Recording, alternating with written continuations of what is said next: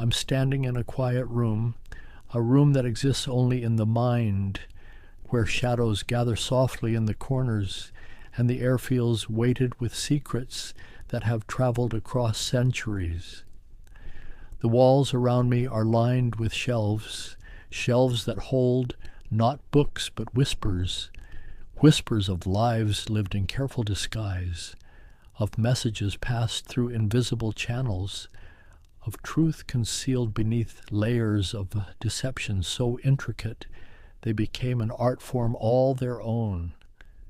There is something about the hidden world that draws the imagination inward, the world of intelligence and craft, where nothing is quite as it seems, and where a single gesture might carry the weight of empires, a world built on silence and shadow, on patience and precision, on the understanding that knowledge itself can be the most powerful weapon ever wielded. I find myself thinking about the spies of history, not as the dramatic figures of fiction, but as they truly were, as they truly are, ordinary people who stepped into extraordinary circumstances, who learned to read the world differently, to see patterns in chaos, to find meaning in the mundane details that others overlooked entirely. The craft began long before it had a name, long before agencies and training programs, long before the Cold War made it iconic in the popular imagination. It began in the ancient places where power gathered and ambition took root, in the courts of emperors, in the camps of generals, in the merchant houses where information flowed like currency across trade routes that connected distant civilizations. Even then, even thousands of years ago, there was an understanding that what someone knew could determine the outcome of battles, the fate of kingdoms, the course of history itself. And so the art of gathering secrets became essential, became refined, became passed down through generations like a precious and dangerous inheritance. I picture a messenger in ancient China, moving along the Silk Road with a document concealed inside a hollow staff, the paper treated with substances that would reveal hidden text only when exposed to heat or specific chemicals, layers upon layers of meaning encoded in what appeared to be ordinary correspondence about grain shipments or family matters. Or I see a woman in Renaissance Venice, her face partly concealed behind an elaborate mask during Carnival, moving through crowded piazzas with practiced ease, listening to conversations in half a dozen languages, noting which merchants spoke too freely about their voyages, which nobles seemed desperate for funds, which ambassadors drank too much and let slip details about treaties still being negotiated in private chambers. The craft was already sophisticated, already nuanced, already understood by those who practiced it as something that required not just courage, but intellect, not just daring, but discipline, not just action, but the ability to wait, to observe, to become nearly invisible while standing in plain sight. And there is something almost meditative about considering this, about letting the mind wander through these hidden histories, through the countless moments when the course of events turned on information gathered in secret, on codes broken in lamplight, on loyalties carefully cultivated over months or years. The darkness in this imagined room feels appropriate somehow, feels like the proper setting for contemplating a world that has always existed in shadows, that has always depended on what remains unseen, unspoken, unknown to all but a careful few. I think about the patience required, the extraordinary patience to live a double life, to maintain a cover identity so completely that it becomes almost real, to wait for the right moment to pass along what has been learned, knowing that haste could mean discovery, could mean death, could mean the failure of something larger than any individual life. The history of this craft is not a history of moments, but of movements, not of sudden revelations, but of gradual accumulations, of intelligence gathered piece by careful piece, until a picture emerges from fragments, until patterns become visible, until what was hidden reveals itself to those who have learned to look in just the right way. And so I begin here in this quiet mental space, preparing to trace the evolution of spycraft across the centuries, to follow its development from ancient stratagems to modern technologies, to understand how the fundamental human need to know what others wish to keep secret has shaped the methods, the tools, the very psychology of intelligence work. The journey will move slowly, will unfold gradually, will touch on distant times and recent decades, on triumphs and failures, on innovations that changed everything, and on timeless techniques that have endured because they work, because they speak to something essential about human nature and the eternal dance between secrecy and revelation. For now, there is only this threshold, this moment of beginning, this first step into a world where shadows hold stories and silence speaks volumes, where history was made by those whose names often went unrecorded, whose contributions remained classified long after their deaths, whose craft continues even now, adapting, evolving, persisting in forms both familiar and utterly transformed by the passage of time. The earliest spies were not called spies at all.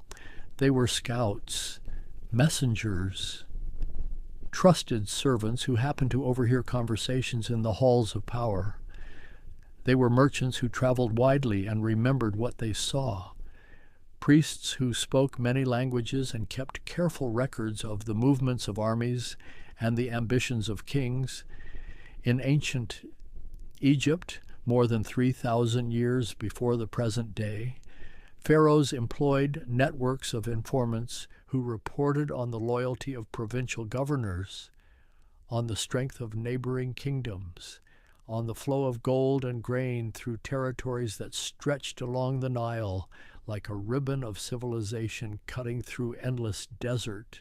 These early intelligence gatherers understood something fundamental. That information had to be protected as carefully as it was collected, and so they developed methods of concealment that still echo in modern practice. Invisible inks made from organic compounds that would appear only when treated with heat or specific minerals. Messages hidden in the wrappings of mummies, in the hollow tubes of reed pens, in the false bottoms of storage jars. The Hebrew Bible speaks of spies sent into Canaan, 12 men dispatched to observe the land, to assess its defenses, to report on the strength of its inhabitants.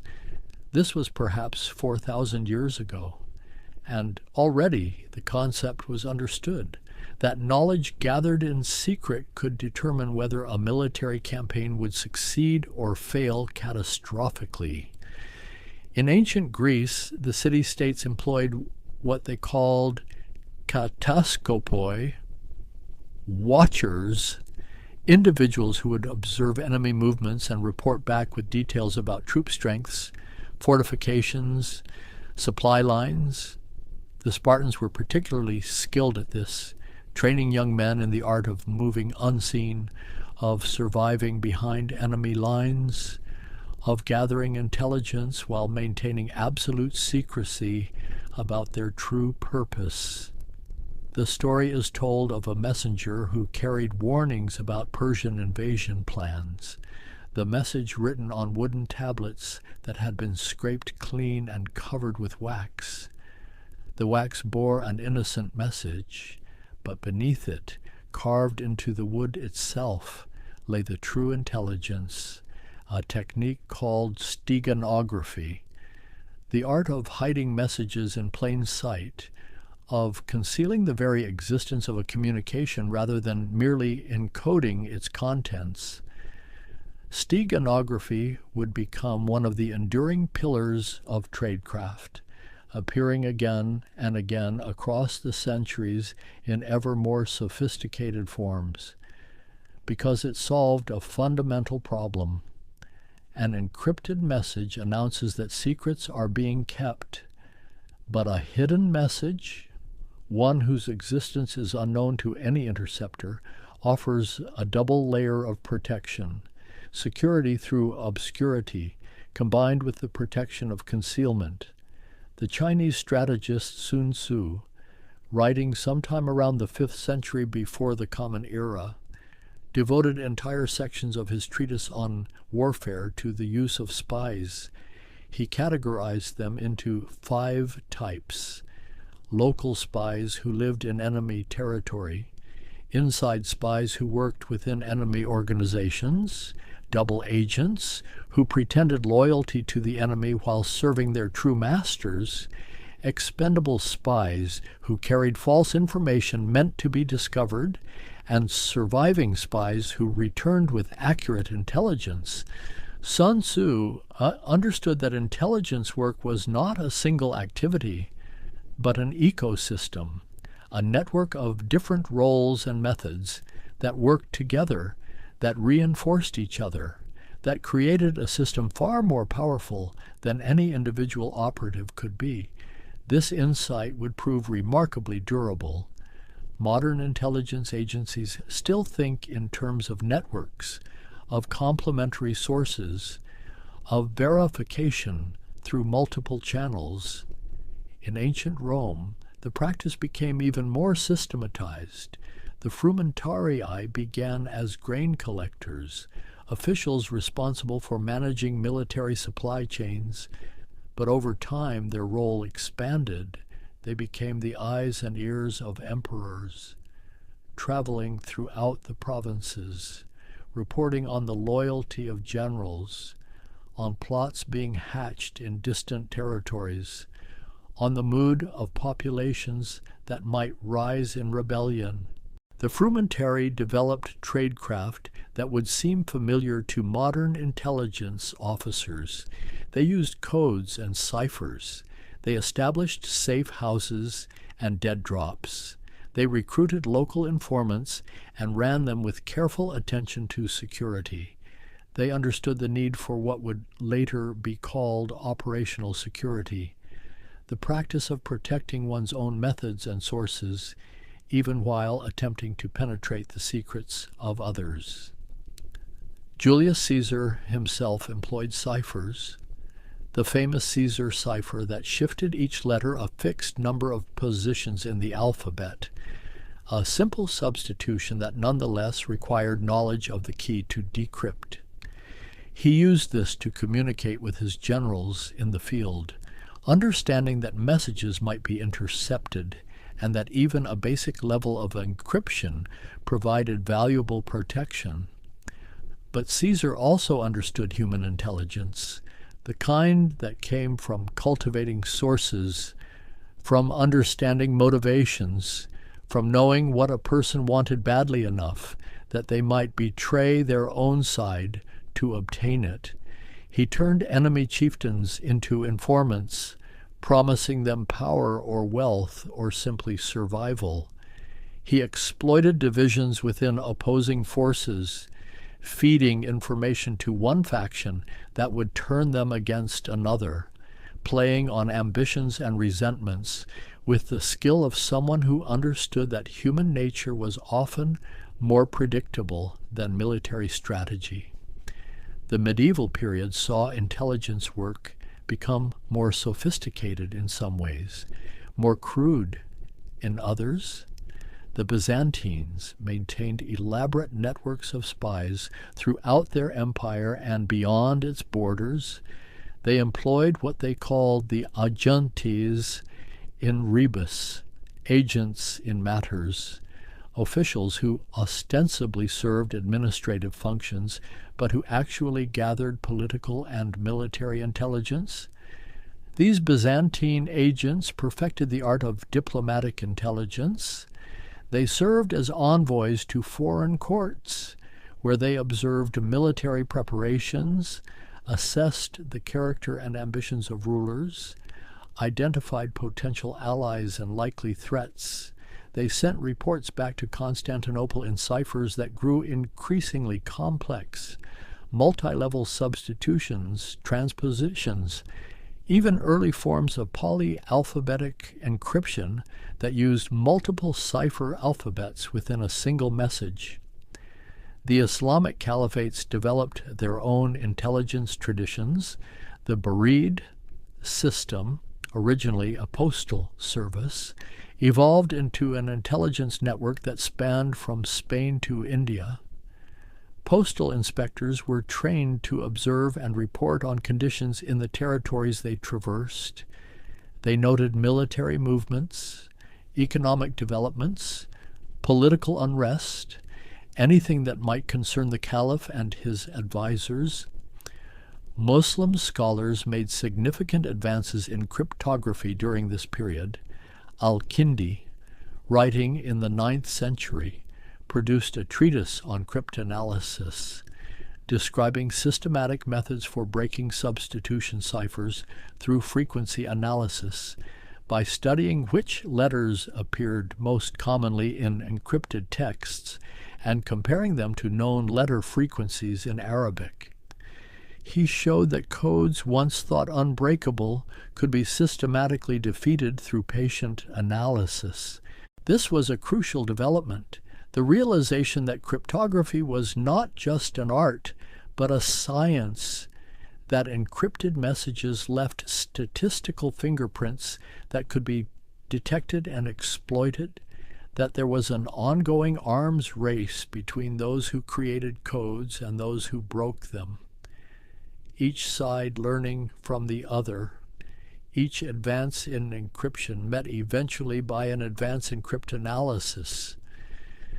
The Mongol Empire, at its height in the 13th and 14th centuries, relied heavily on intelligence gathered by an extensive network of scouts and spies.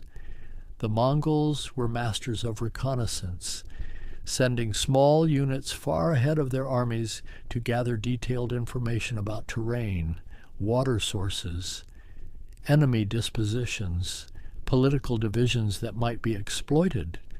They also used psychological warfare, informed by intelligence.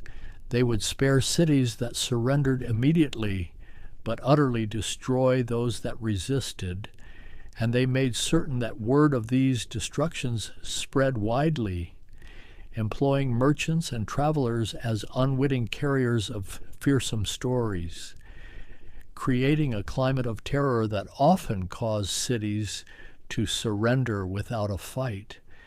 Intelligence had become not just about gathering information, but about shaping perceptions, about weaponizing knowledge itself. In Europe, during the Renaissance, intelligence work became increasingly professionalized. Venice established the Council of Ten, a secretive body that oversaw both internal security and foreign intelligence. They employed a network of spies throughout Europe and the Mediterranean, gathering political and commercial intelligence that helped Venice maintain its position as a trading power. The Venetian system included regular surveillance of foreign ambassadors, opening and copying their correspondence, recruiting servants in their households as informants, even drilling tiny holes in walls to allow observers to watch and listen to private meetings. They developed special tools for opening sealed letters without detection, heating knives to melt wax seals that could then be perfectly recreated, or using thin probes to extract letters from their envelopes through small gaps. Elizabeth I of England, ruling in the late 16th century, relied heavily on her spy master Francis Walsingham, who built an intelligence network that protected the Queen from numerous assassination plots and foreign intrigues. Walsingham understood that good intelligence required adequate funding. He spent vast sums, often from his own fortune, to recruit and run agents throughout Europe.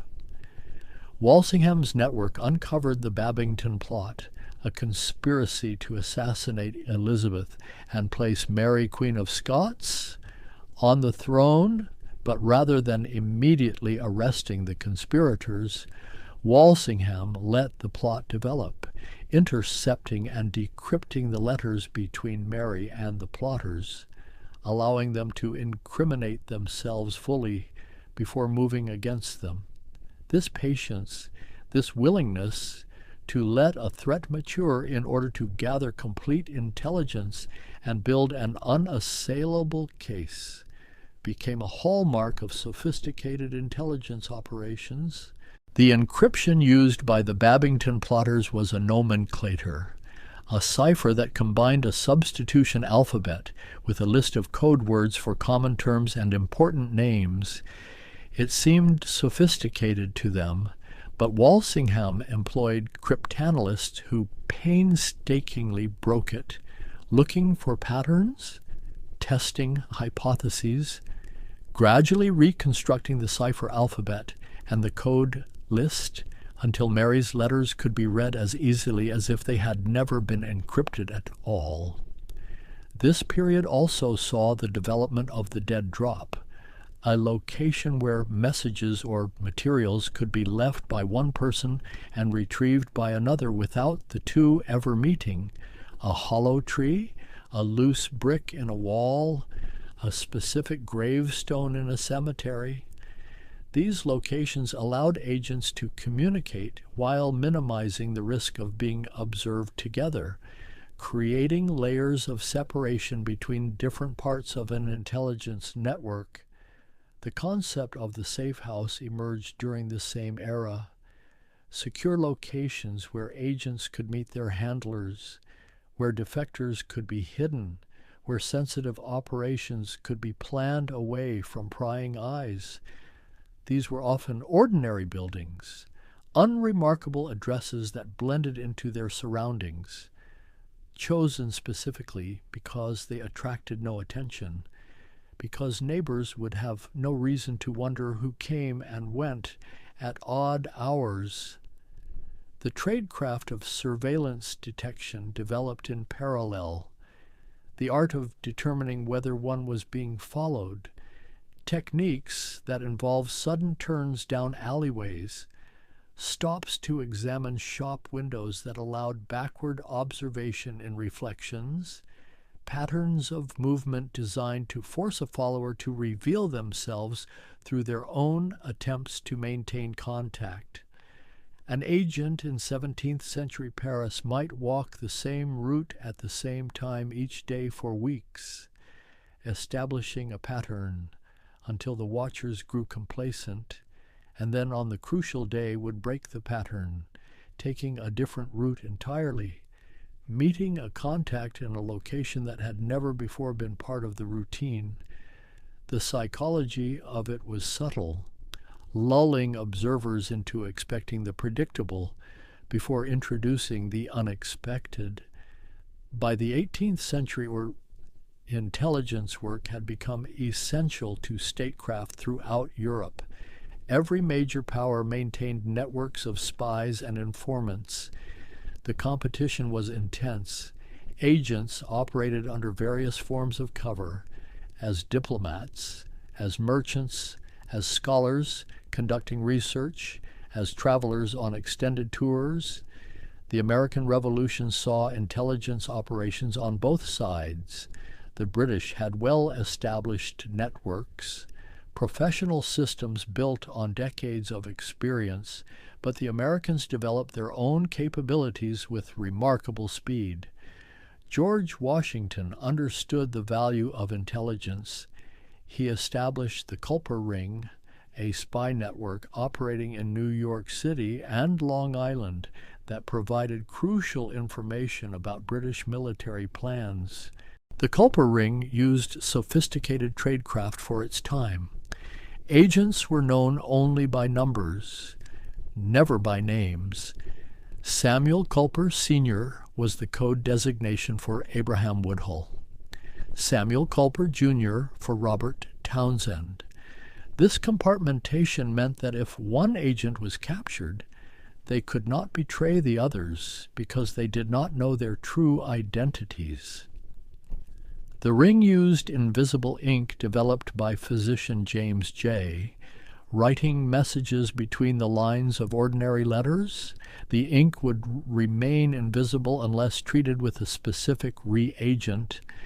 Letters appeared to be routine family correspondence discussing crops and weather and domestic concerns, but when the reagent was applied, intelligence about troop movements and British strategic planning would appear. They also used a numerical code, a book cipher, where numbers referred to specific words in an agreed-upon text. Both sender and receiver needed the same edition of the same book, and the numbers, appearing to be ordinary accounting figures or dates, would translate into messages when the corresponding words were looked up. This provided strong security because intercepting the message without knowing which book was being used made decryption nearly impossible. The Napoleonic era brought further refinement to intelligence work. Napoleon himself valued intelligence highly. He established the Cabinet Noir, the Black Chamber, an organization dedicated to intercepting and decrypting correspondence. Letters passing through the postal system were routinely opened, read, copied, and resealed before continuing to their destinations. The code breakers of the Cabinet Noir developed systematic approaches to cryptanalysis. They maintained libraries of previous intercepts, dictionaries of code groups, frequency tables for multiple languages. When a new cipher appeared, they would apply everything they had learned from previous successes, testing various hypotheses, looking for structural weaknesses, gradually building up knowledge until the code revealed its secrets. Napoleon also pioneered the use of what would later be called strategic intelligence, not just tactical information about immediate military situations, but broader understanding of economic conditions, political stability, technological capabilities. He wanted to know not just where enemy armies were positioned, but whether a country could sustain a long war, whether its population supported the government, whether it had the industrial capacity to replace losses. This required a different kind of spy, not the agent who observed troop movements, but the one who studied trade figures, who assessed factory output, who gauged public opinion through careful observation and countless conversations. Intelligence was becoming more analytical, requiring not just collection but interpretation, synthesis, the ability to see patterns across multiple sources and draw conclusions about probable future developments. The 19th century saw the rise of professional intelligence services as permanent institutions rather than temporary networks assembled for specific conflicts. The British established the Secret Service Bureau in 1909, which would later split into MI5 for domestic counterintelligence and MI6 for foreign intelligence. Other nations followed similar paths, creating dedicated organizations with trained personnel, established procedures, institutional memory. The American Civil War demonstrated both the value and the challenges of intelligence work.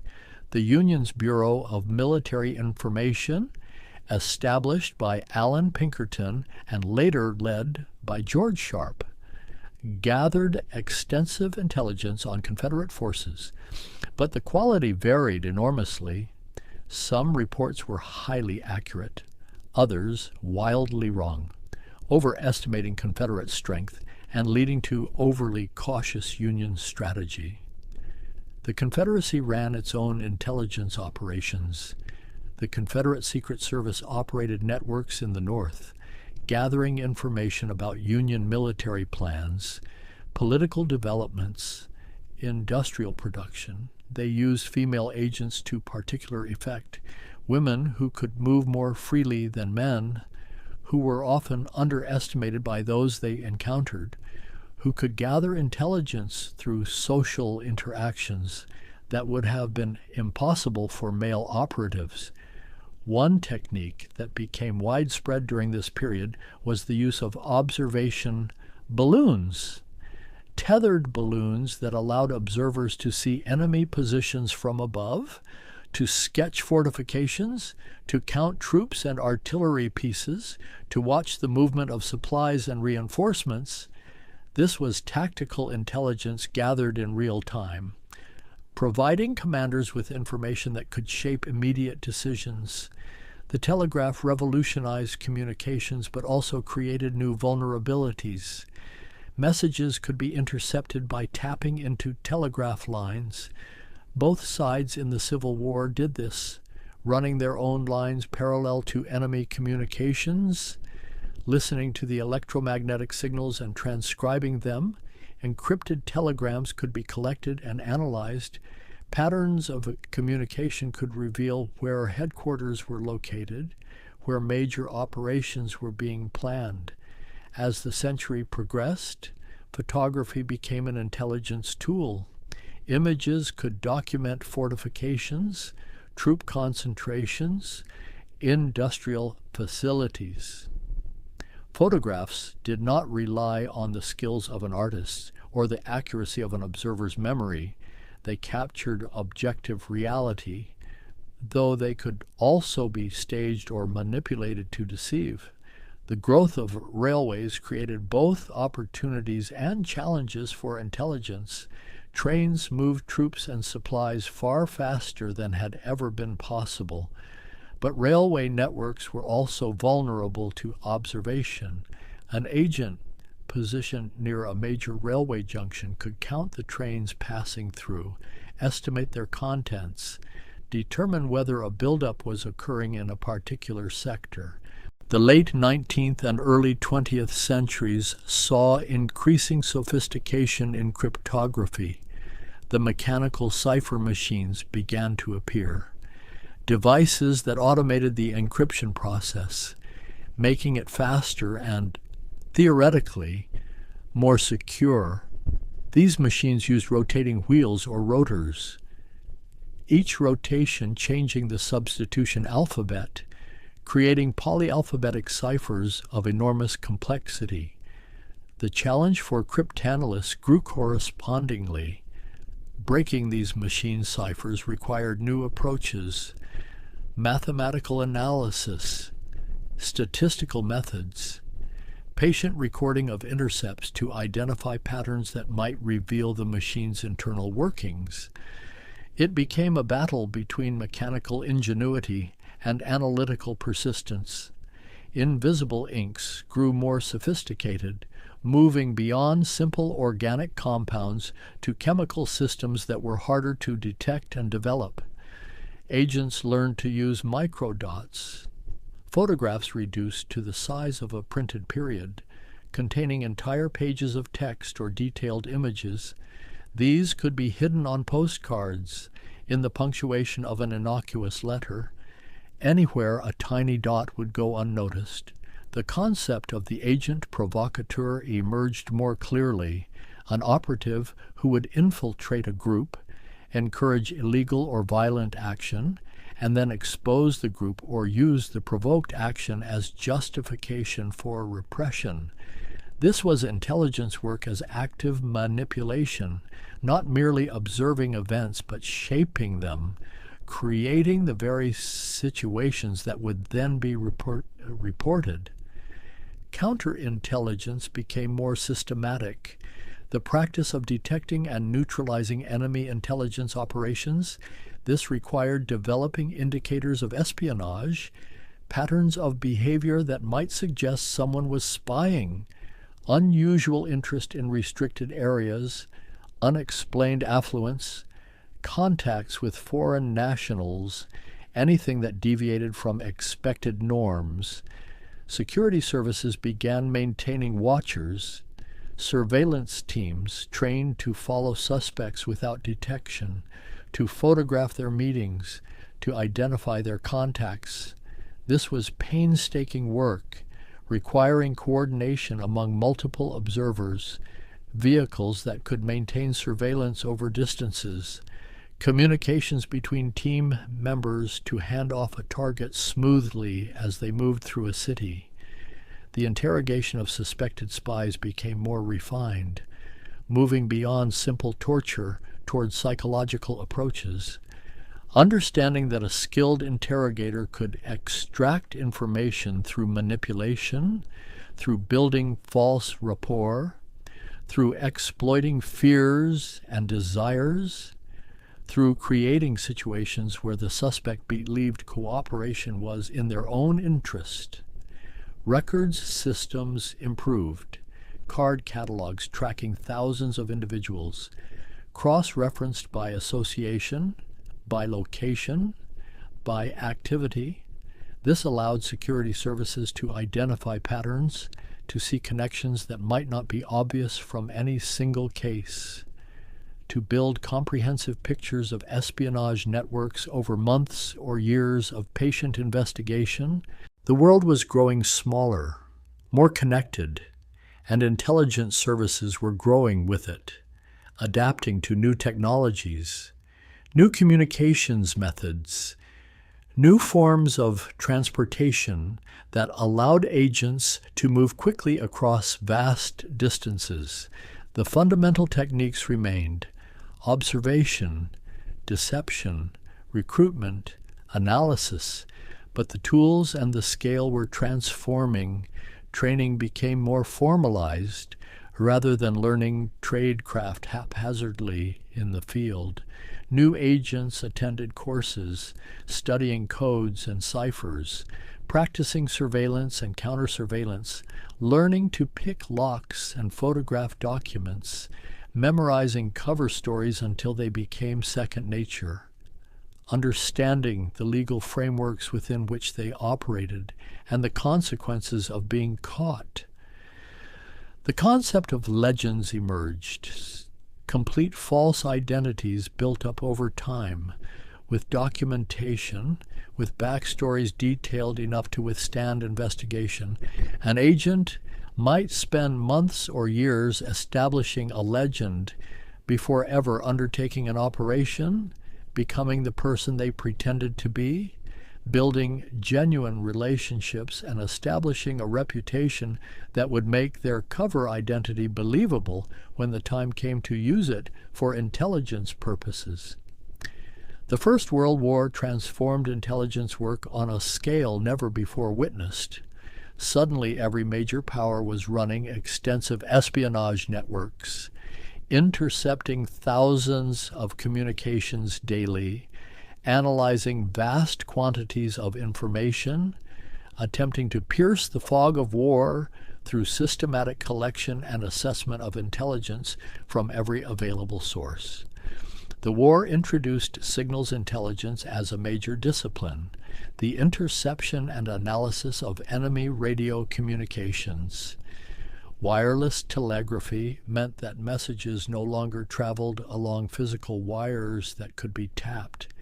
Instead, they radiated outward through the air, vulnerable to anyone with a receiver tuned to the right frequency. Listening stations were established along front lines and far behind them, collecting encrypted messages that would be forwarded to specialized teams attempting to break the codes. Room 40, the British Admiralty's cryptanalysis section, achieved remarkable successes. They intercepted and decrypted German naval communications, providing advance warning of fleet movements. They broke diplomatic codes, most famously decrypting the Zimmermann telegram, a German message to Mexico proposing an alliance against the United States. The revelation of this telegram helped bring America into the war, demonstrating how a single decrypted message could alter the course of history. The codebreakers worked in shifts around the clock, studying intercepted messages, testing hypotheses about cipher systems, building up libraries of solved traffic that helped in attacking new messages. They looked for cribs, predictable phrases that appeared regularly in certain types of messages.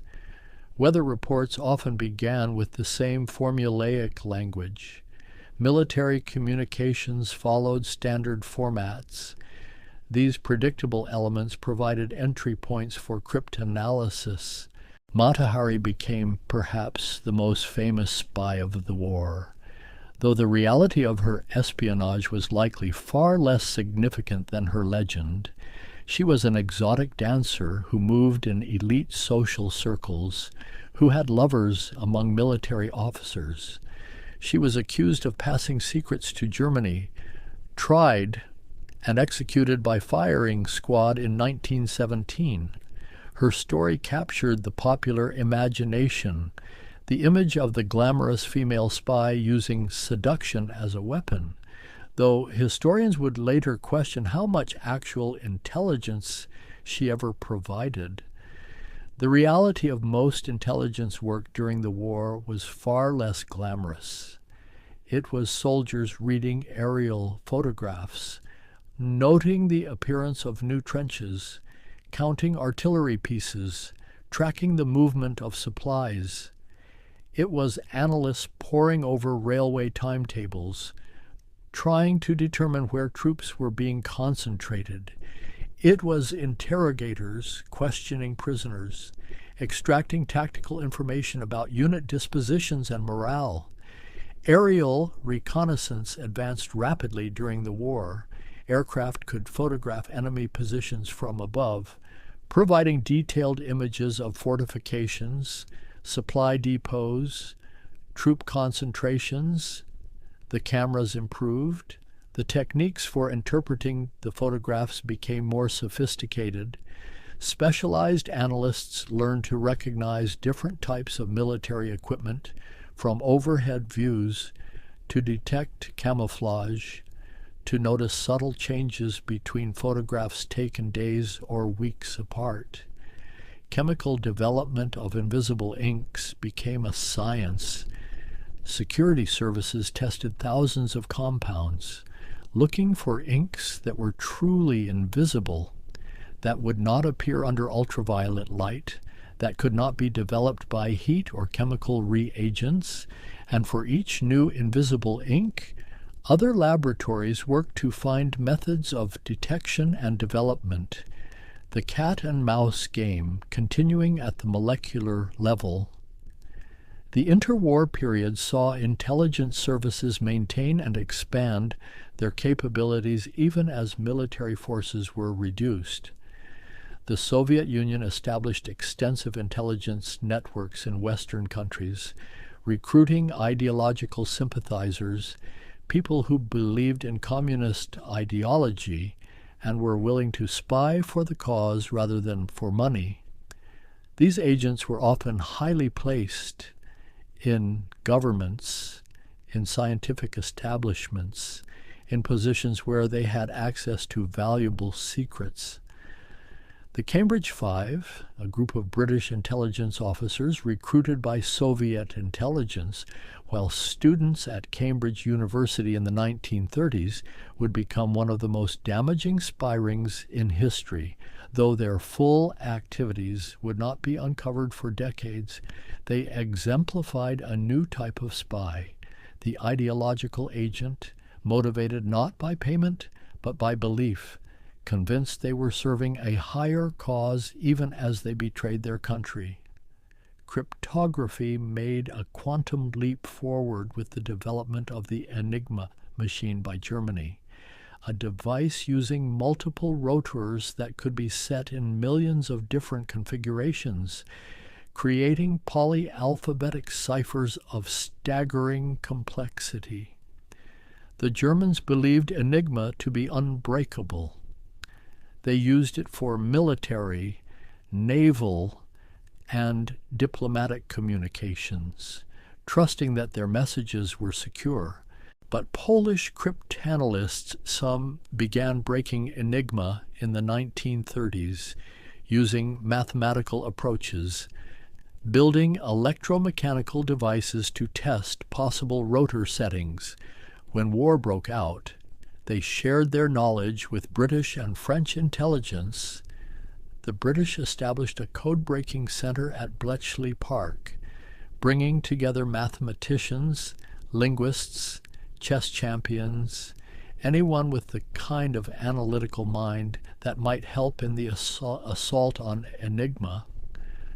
The work at Bletchley Park during the Second World War represented intelligence operations on an industrial scale. Thousands of people working in shifts, operating primitive computers called bombs that tested rotor configurations, analyzing decrypted messages, disseminating intelligence to commanders in the field. The operation was so secret that most of those involved did not understand the full scope of what they were doing. Compartmentation meant that each person knew only their own small part. The intelligence gathered from Enigma decrypts, codenamed Ultra, gave the Allies profound insight into German planning. They could read orders to U-boats, learn about planned offensives, understand the German assessment of Allied intentions, but they had to be careful never to act on the intelligence in ways that might reveal they had broken the codes. Sometimes they let convoys be attacked rather than divert them in ways that would seem impossible without foreknowledge. The United States developed its own signals intelligence capabilities, breaking Japanese diplomatic codes, most famously the purple cipher used by Japanese embassies. American cryptanalysts could read messages between Tokyo and Japanese diplomats worldwide, providing crucial insight into Japanese strategy, though tragically this did not prevent Pearl Harbor. The attack was conducted under radio silence, and the decisive messages were not sent through diplomatic channels. Human intelligence flourished during the war as well. Resistance networks in occupied Europe gathered information about German forces, reported on industrial production, sabotaged infrastructure, smuggled out intelligence by radio or through neutral countries. These networks operated under constant threat of discovery. German counterintelligence was ruthless. Captured agents were tortured for information. Networks were rolled up when a single member broke under interrogation. The Special Operations Executive in Britain and the Office of Strategic Services in America, the OSS, ran agents behind enemy lines, supplied resistance groups, conducted sabotage operations. These organizations blended intelligence gathering with direct action. Their operatives were trained in parachuting, demolitions, silent killing, Morse code. They carried cyanide capsules in case of capture, knowing that what they knew could endanger dozens or hundreds of others. Double agents became a crucial weapon, captured enemy spies who were turned, who continued to communicate with their handlers, but under Allied control, sending misleading intelligence, building false pictures of Allied strength and intentions.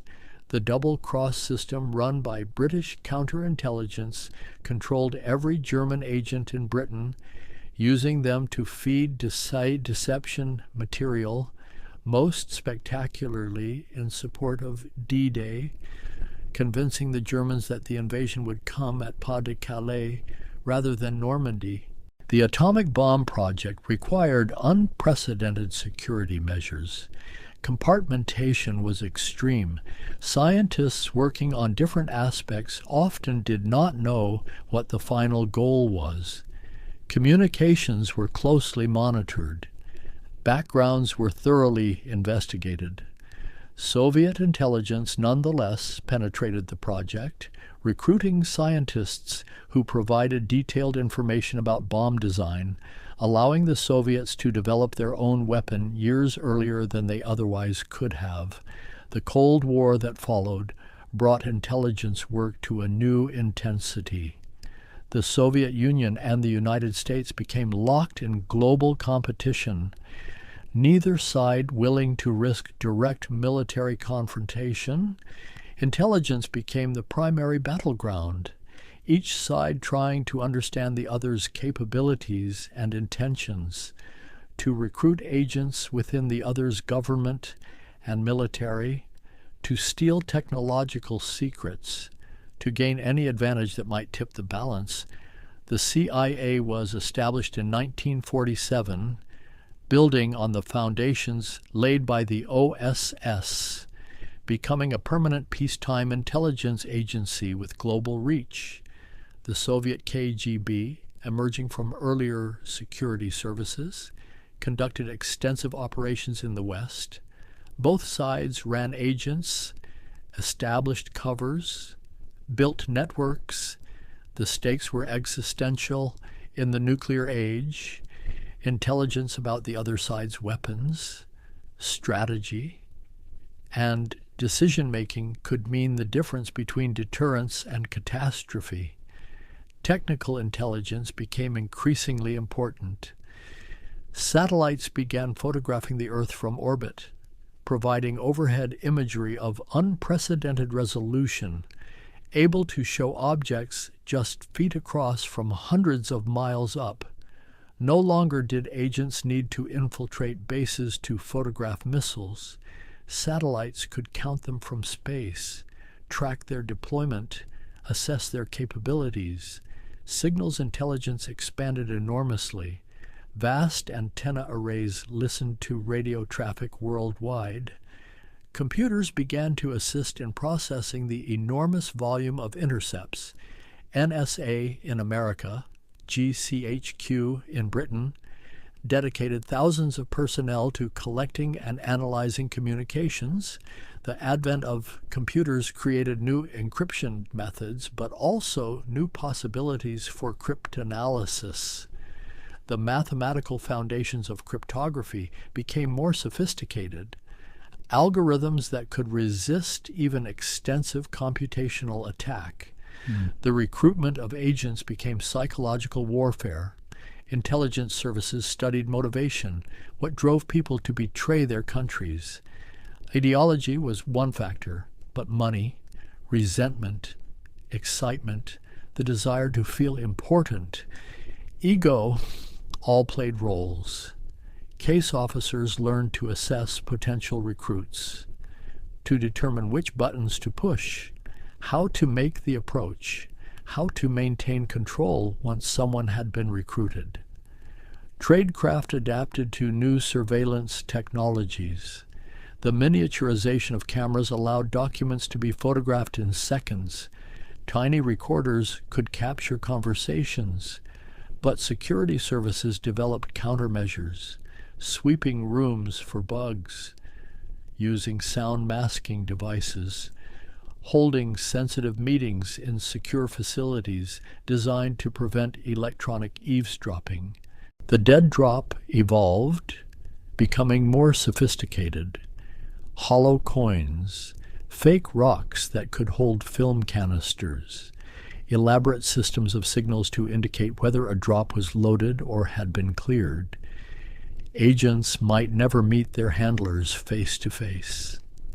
Everything conducted through these inanimate intermediaries, reducing the risk that surveillance would connect handler and agent.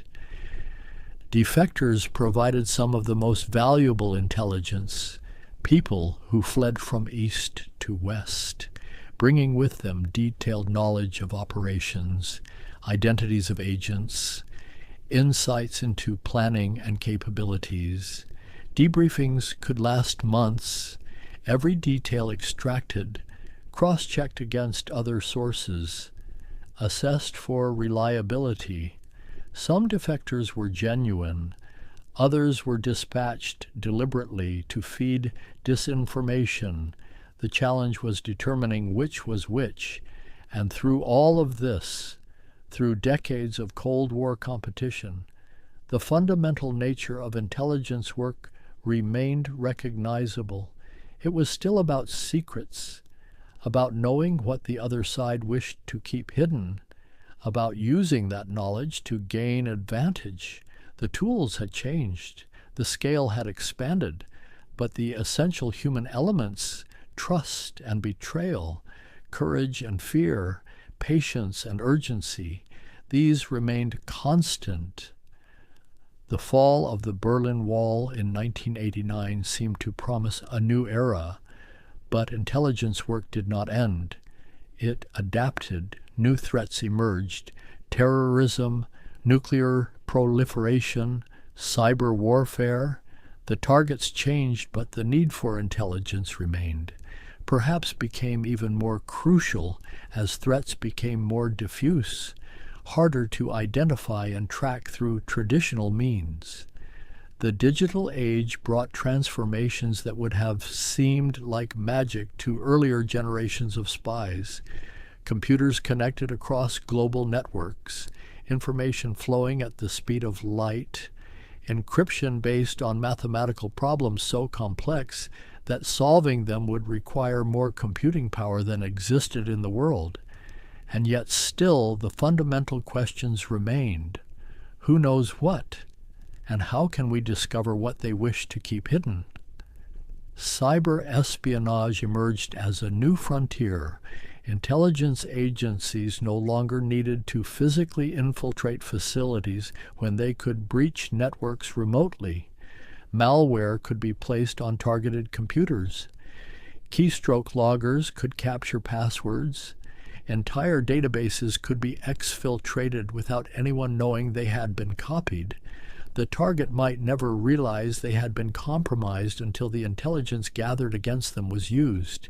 But the core skills endured, adapted to new contexts. Recruitment still required understanding human psychology. Operations still needed careful planning and flawless execution. Security still demanded attention to every detail. The surface had changed, but the depths remained familiar, patterns repeating across centuries. The eternal dance of concealment and revelation playing out in new venues with new technologies, but the same essential steps. There is something profound in this continuity, something almost reassuring in recognizing that despite all the changes, despite satellites and supercomputers and quantum encryption, the work still comes down to people, to the choices they make, the loyalties they hold or abandon, the courage to act on conviction even at enormous personal risk. The spy stands at a threshold between worlds, between what is known and what is secret, between loyalty and betrayal, between the official story and hidden truth. This liminality has always been the essence of intelligence work, existing in between, belonging fully to neither side, maintaining elaborate fictions while knowing realities that must never be spoken.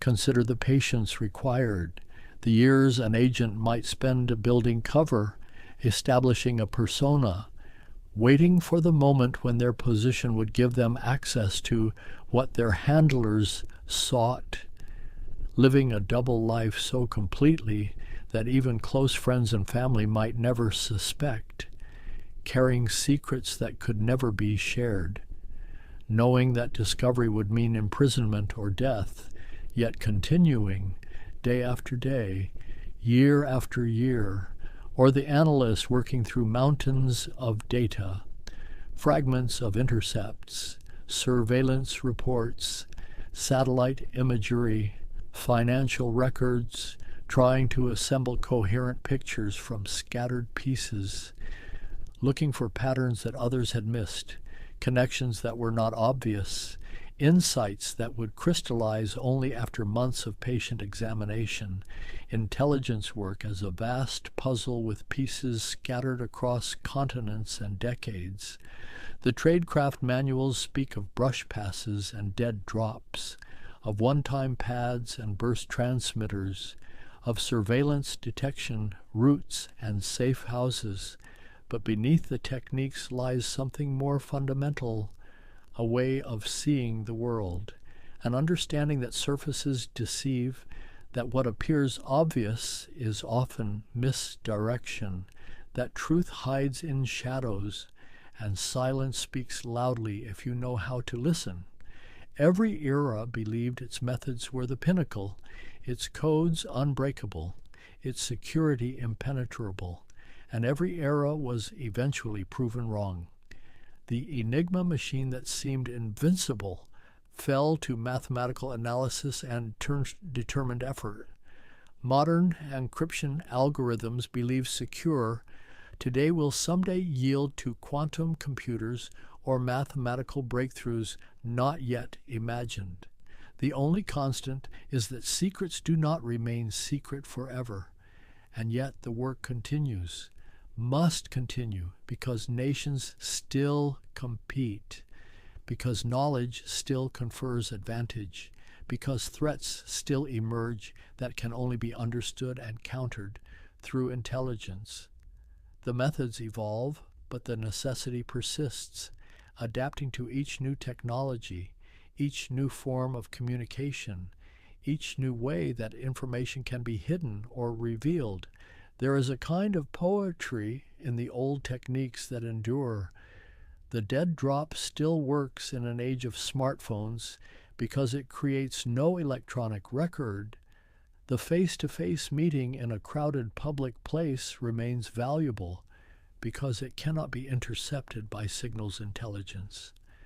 Sometimes the analog solution proves more secure than the digital, the ancient methods surviving because they solve fundamental problems that technology has not rendered obsolete.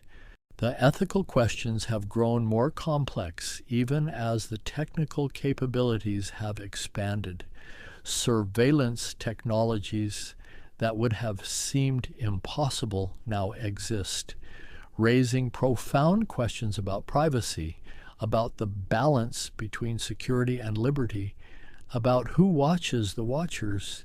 These are not new concerns, but they have new urgency in an age when so much can be observed, recorded, analyzed, retained indefinitely.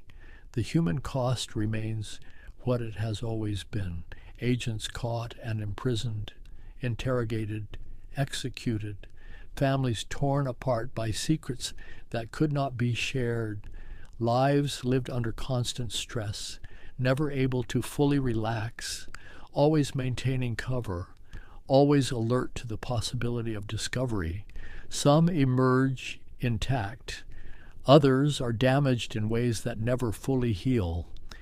The price of working in shadows, yet there is also nobility in it, in the conviction that the work matters, that intelligence gathered at great risk prevents wars, stops terrorist attacks, protects innocent lives, that secrets uncovered allow leaders to make informed decisions. That knowledge really is a form of power that can be wielded for good or ill, but is better held by those who would use it to protect rather than to harm. The story of espionage is ultimately a story about information, about the eternal human desire to know what is hidden, to see what is concealed, to understand what others wish to keep secret. It is as old as civilization itself and will persist as long as there are secrets worth keeping and people determined to uncover them. And now, as this long journey through shadow and secrecy draws toward its close, there is a kind of peace in understanding how much remains consistent, how the fundamentals endure even as the surfaces transform, how each generation of intelligence officers faces challenges that are both utterly new and deeply familiar. The quiet room where this began, where shadows gathered in corners and the air felt weighted with history, that room exists everywhere and nowhere. It is the mental space where secrets live, where concealed truths wait to be discovered, where the patient work of intelligence unfolds away from public view. In some corner of the world right now, an agent is meeting a source, passing information that someone risked everything to obtain. The meeting looks ordinary, two people having coffee, talking quietly, and nothing that would attract attention. But in that moment, something shifts. Knowledge transfers from one to another. A secret begins its journey from darkness toward light. Somewhere, a cryptanalyst stares at an encrypted message, testing hypotheses, looking for patterns, knowing that within the seeming randomness lies meaning, structure, content that someone worked to hide, and that they are working to reveal. The ancient contest continuing, encryption and cryptanalysis locked in their eternal embrace. Somewhere an analyst synthesizes reports from a dozen sources, building a picture of what might happen, what plans are being laid, what threats are emerging, doing the invisible work that allows decision makers to choose informed courses rather than stumbling blind. Their name will never be known, their contribution never publicly acknowledged, but the work matters nonetheless. The techniques will continue to evolve. New technologies will emerge. Quantum computers and artificial intelligence, encryption methods not yet imagined, surveillance capabilities that will make today's seem primitive. But the essential nature of the work will persist. Someone will always need to know what someone else wishes to keep hidden. And in that persistence, there is something almost meditative. The recognition that this is part of the human story, as fundamental as conflict and cooperation, as enduring as the impulse to seek knowledge and the contrary impulse to protect secrets, light and shadow, revelation and concealment, the eternal balance.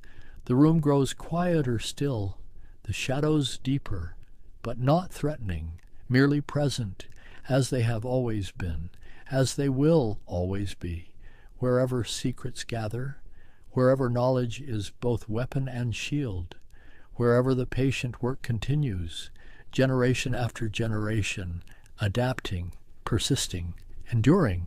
The last whispers fade into silence, but the silence itself seems full of meaning, pregnant with all that remains unsaid, with secrets still kept, with stories still classified, with operations still unfolding in the hidden world that runs parallel to the visible one. And perhaps that is enough to know that the work continues, that somewhere the watchers are watching, the listeners listening, the patient analysts analyzing, the careful planners planning, maintaining the invisible architecture that underlies so much of what happens in the visible world. The eyes close, not in sleep, but in acknowledgement of complexity, of necessity, of the endless, fascinating detail that comprises the history and practice of intelligence work, from ancient messengers to modern cyber warriors, from invisible inks to satellite imagery, from codes scratched on wooden tablets to encryption algorithms running on quantum computers. All of it, across all those centuries, across all those lives lived in shadow, comes down to this, the eternal human dance of seeking and hiding, knowing and not knowing, revealing and concealing. Truth and deception intertwine so completely that sometimes even those involved cannot say with certainty where one ends and the other begins.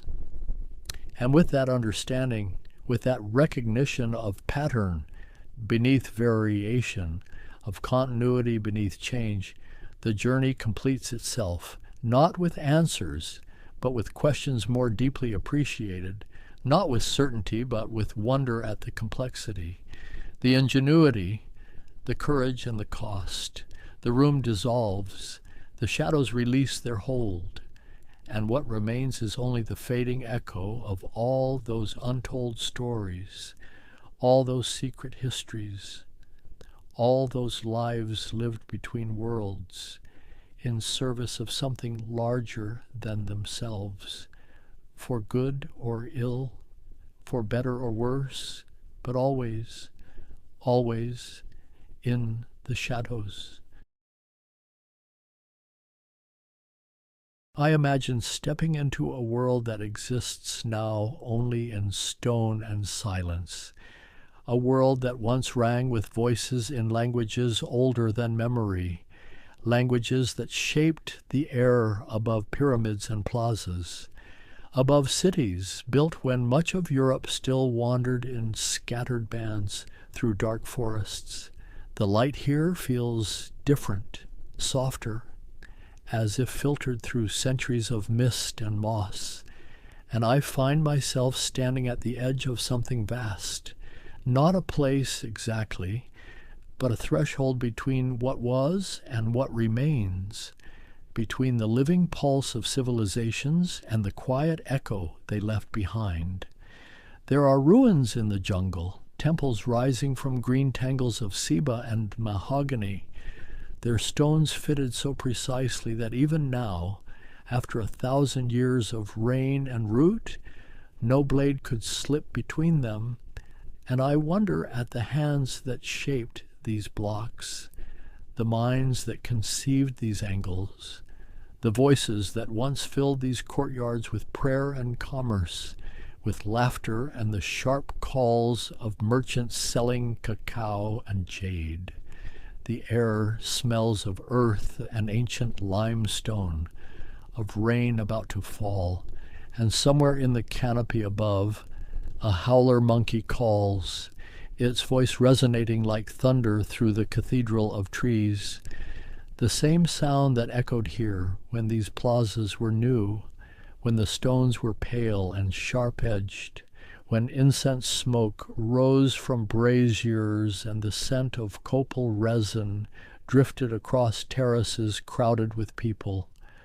I think of the civilizations that flourished here, in Mexico, in the highlands of Guatemala, along the coasts and through the river valleys, down through the isthmus and into the mountains of Peru, cultures that built with stone and adobe, that painted books on bark paper, that charted the movements of Venus with such precision that their calendars rivaled any kept in the Old World. And I feel the weight of that knowledge, the depth of that achievement, settling like dusk over these abandoned courtyards. They rose in waves, these civilizations, each one building upon the knowledge of those who came before.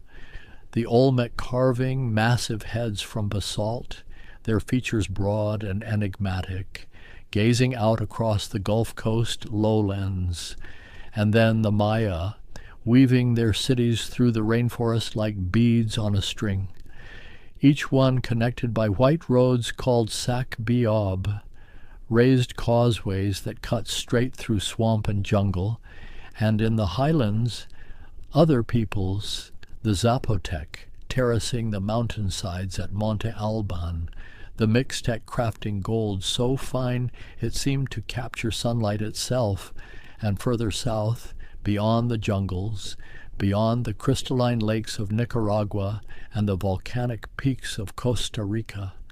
The land rises again into the Andes, and there, in valleys so high the air grows thin, other civilizations carved their names into history, the Chavin and the Moche, the Nazca, drawing lines across the desert floor so vast that only the sky could read them, and finally the Inca, whose empire stretched like a spine along the western edge of an entire continent.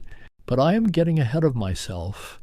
letting the story tumble forward when it should unfold slowly, like morning light moving across a temple wall, revealing carved glyphs one by one, each symbol a word, each word a window into a way of thinking, a way of seeing the world that was complete and coherent and utterly unlike the one carried across the ocean by Spanish ships.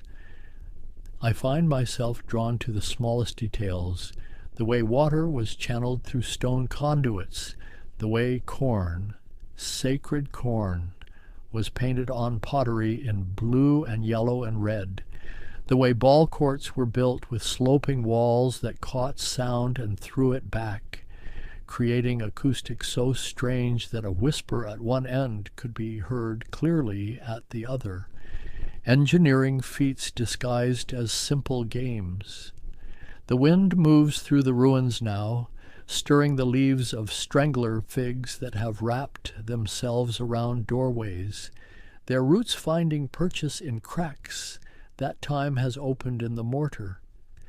And I think how these trees are doing what the jungle has always done, reclaiming what was briefly borrowed, covering the works of human hands with the patient green insistence of growth.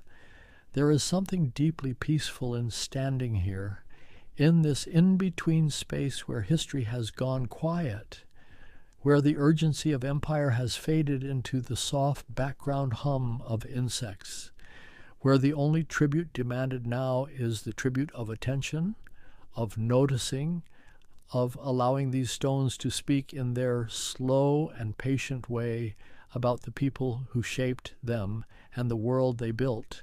And so I begin to walk slowly through centuries, through the long arc of pre-Columbian history, letting each civilization reveal itself in its own time, in its own voice, beginning with the first stirrings of settled life, the first temples, the first cities rising from river valleys and coastal plains. Back when the world was younger and the stones were new, the story begins long before pyramids, long before cities, in a time when the first farmers were learning to coax life from seeds, when wild grasses were being transformed through careful selection and patient hands into something that would sustain empires, maize, the sacred grain that would become the foundation of everything that followed.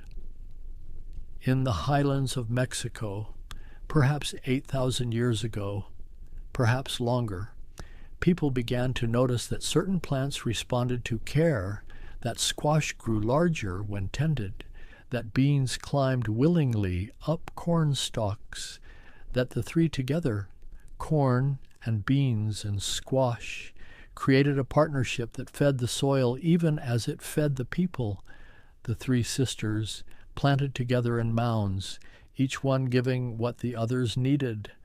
And maize itself was a miracle of human ingenuity, bred over millennia from a wild grass called teosinte, a plant with seeds so small and hard they barely warranted gathering, but through generation after generation of selection, through the accumulated wisdom of countless farmers whose names are lost, teosinte became maize, its kernels growing large and soft, its ears lengthening, its yield increasing until a single stalk could feed a family for days.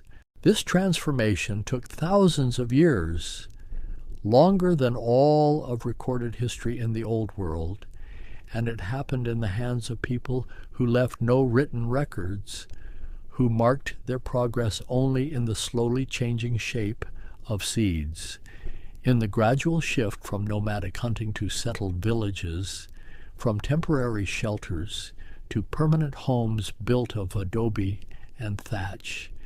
By 3,000 years before the Common Era, villages were appearing along the Gulf Coast of Mexico, in the humid lowlands where rivers meandered toward the sea, and among these villages, the Olmec were beginning to create something new, something that would set the pattern for all the civilizations that followed.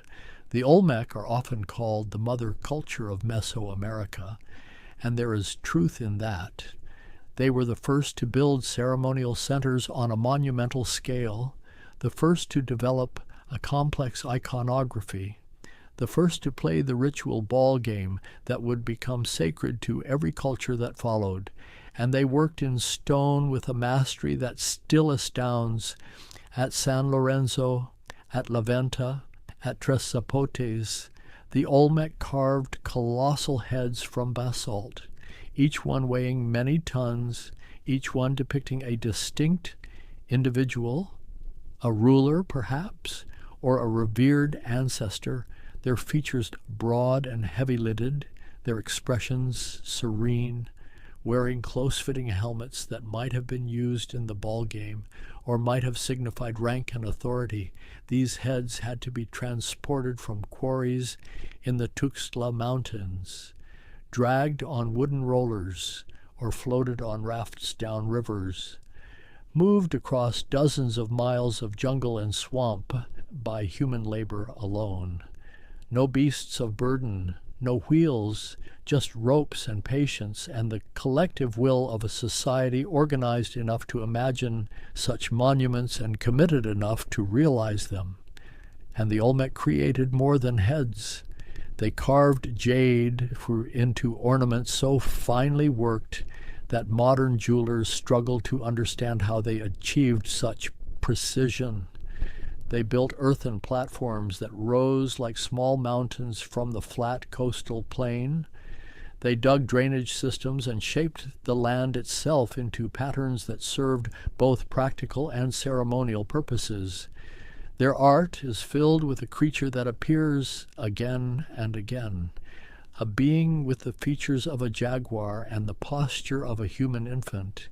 The were-jaguar, its mouth turned down in what might be a snarl or might be the expression of an infant about to cry. And scholars still debate what this figure meant, whether it represented a deity, a mythical ancestor, a shaman transformed, or something else entirely. The jaguar itself was sacred, the great cat that ruled the jungle, that moved through darkness with eyes that caught the faintest light, that killed with a bite to the skull, crushing bone with jaws powerful enough to pierce turtle shells. And the Olmec saw in this creature something divine, something that connected the earthly realm to the supernatural, the underworld to the world of the living. By 1,200 years before the Common Era, Olmec influence was spreading, their distinctive art style appearing in trade goods carried far into the highlands, into the valley of Oaxaca, into the Maya lowlands, and with these trade goods came ideas, beliefs, technologies, the seeds of civilizations that would flower long after the Olmec themselves had faded, and fade they did, though not suddenly. San Lorenzo was abandoned around 900 years before the Common Era, its monuments deliberately defaced, the colossal heads buried, rolled into ravines or interred in ritual deposits, and then La Venta rose to prominence, continuing the traditions, maintaining the ceremonial centers, until it too was abandoned around 400 years before the Common Era.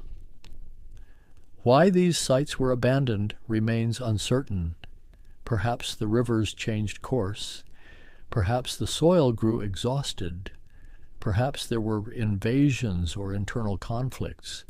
Or perhaps the reasons were spiritual, a sense that the power of these places had waned, that new centers needed to be established where the connection between earth and sky remained strong. But even as the Olmec centers fell silent, their legacy lived on, woven into the fabric of every culture that followed, in the ritual ball game, in the reverence for jade, in the imagery of jaguars and serpents, in the very idea that monumental architecture could serve as a bridge between human society and the divine. far to the south, in the highlands of Peru. Other peoples were also learning to build, to organize, to create permanent settlements around ceremonial centers. At Chavin de Huantar, high in the Andes, a temple complex was taking shape, its stone walls carved with images of beings that combined human and animal features, fanged deities with serpents for hair, shamanic figures in transformation. The Chavin culture flourished from around 900 to 200 years before the Common Era, and like the Olmec, they created an art style that spread far beyond their homeland, their influence radiating out through trade and pilgrimage, through the movement of ideas and iconography across mountain passes and desert plains. The temple at Chavin de Huantar was built around a series of interior galleries, stone corridors that wound through the heart of the structure, dark and narrow, designed to disorient, to separate the pilgrim from the ordinary world. And at the center of this labyrinth stood the lanzon, a great granite shaft carved with the image of a deity, a being with fangs and serpent hair, standing in the darkness, illuminated only by light that fell through a shaft from above. Water played a role, too, channeled through stone conduits so that it roared through the galleries, creating a sound like distant thunder, like the voice of the mountain itself. And pilgrims who entered these spaces would have experienced something profound, something that transcended the everyday, a manufactured encounter with the numinous.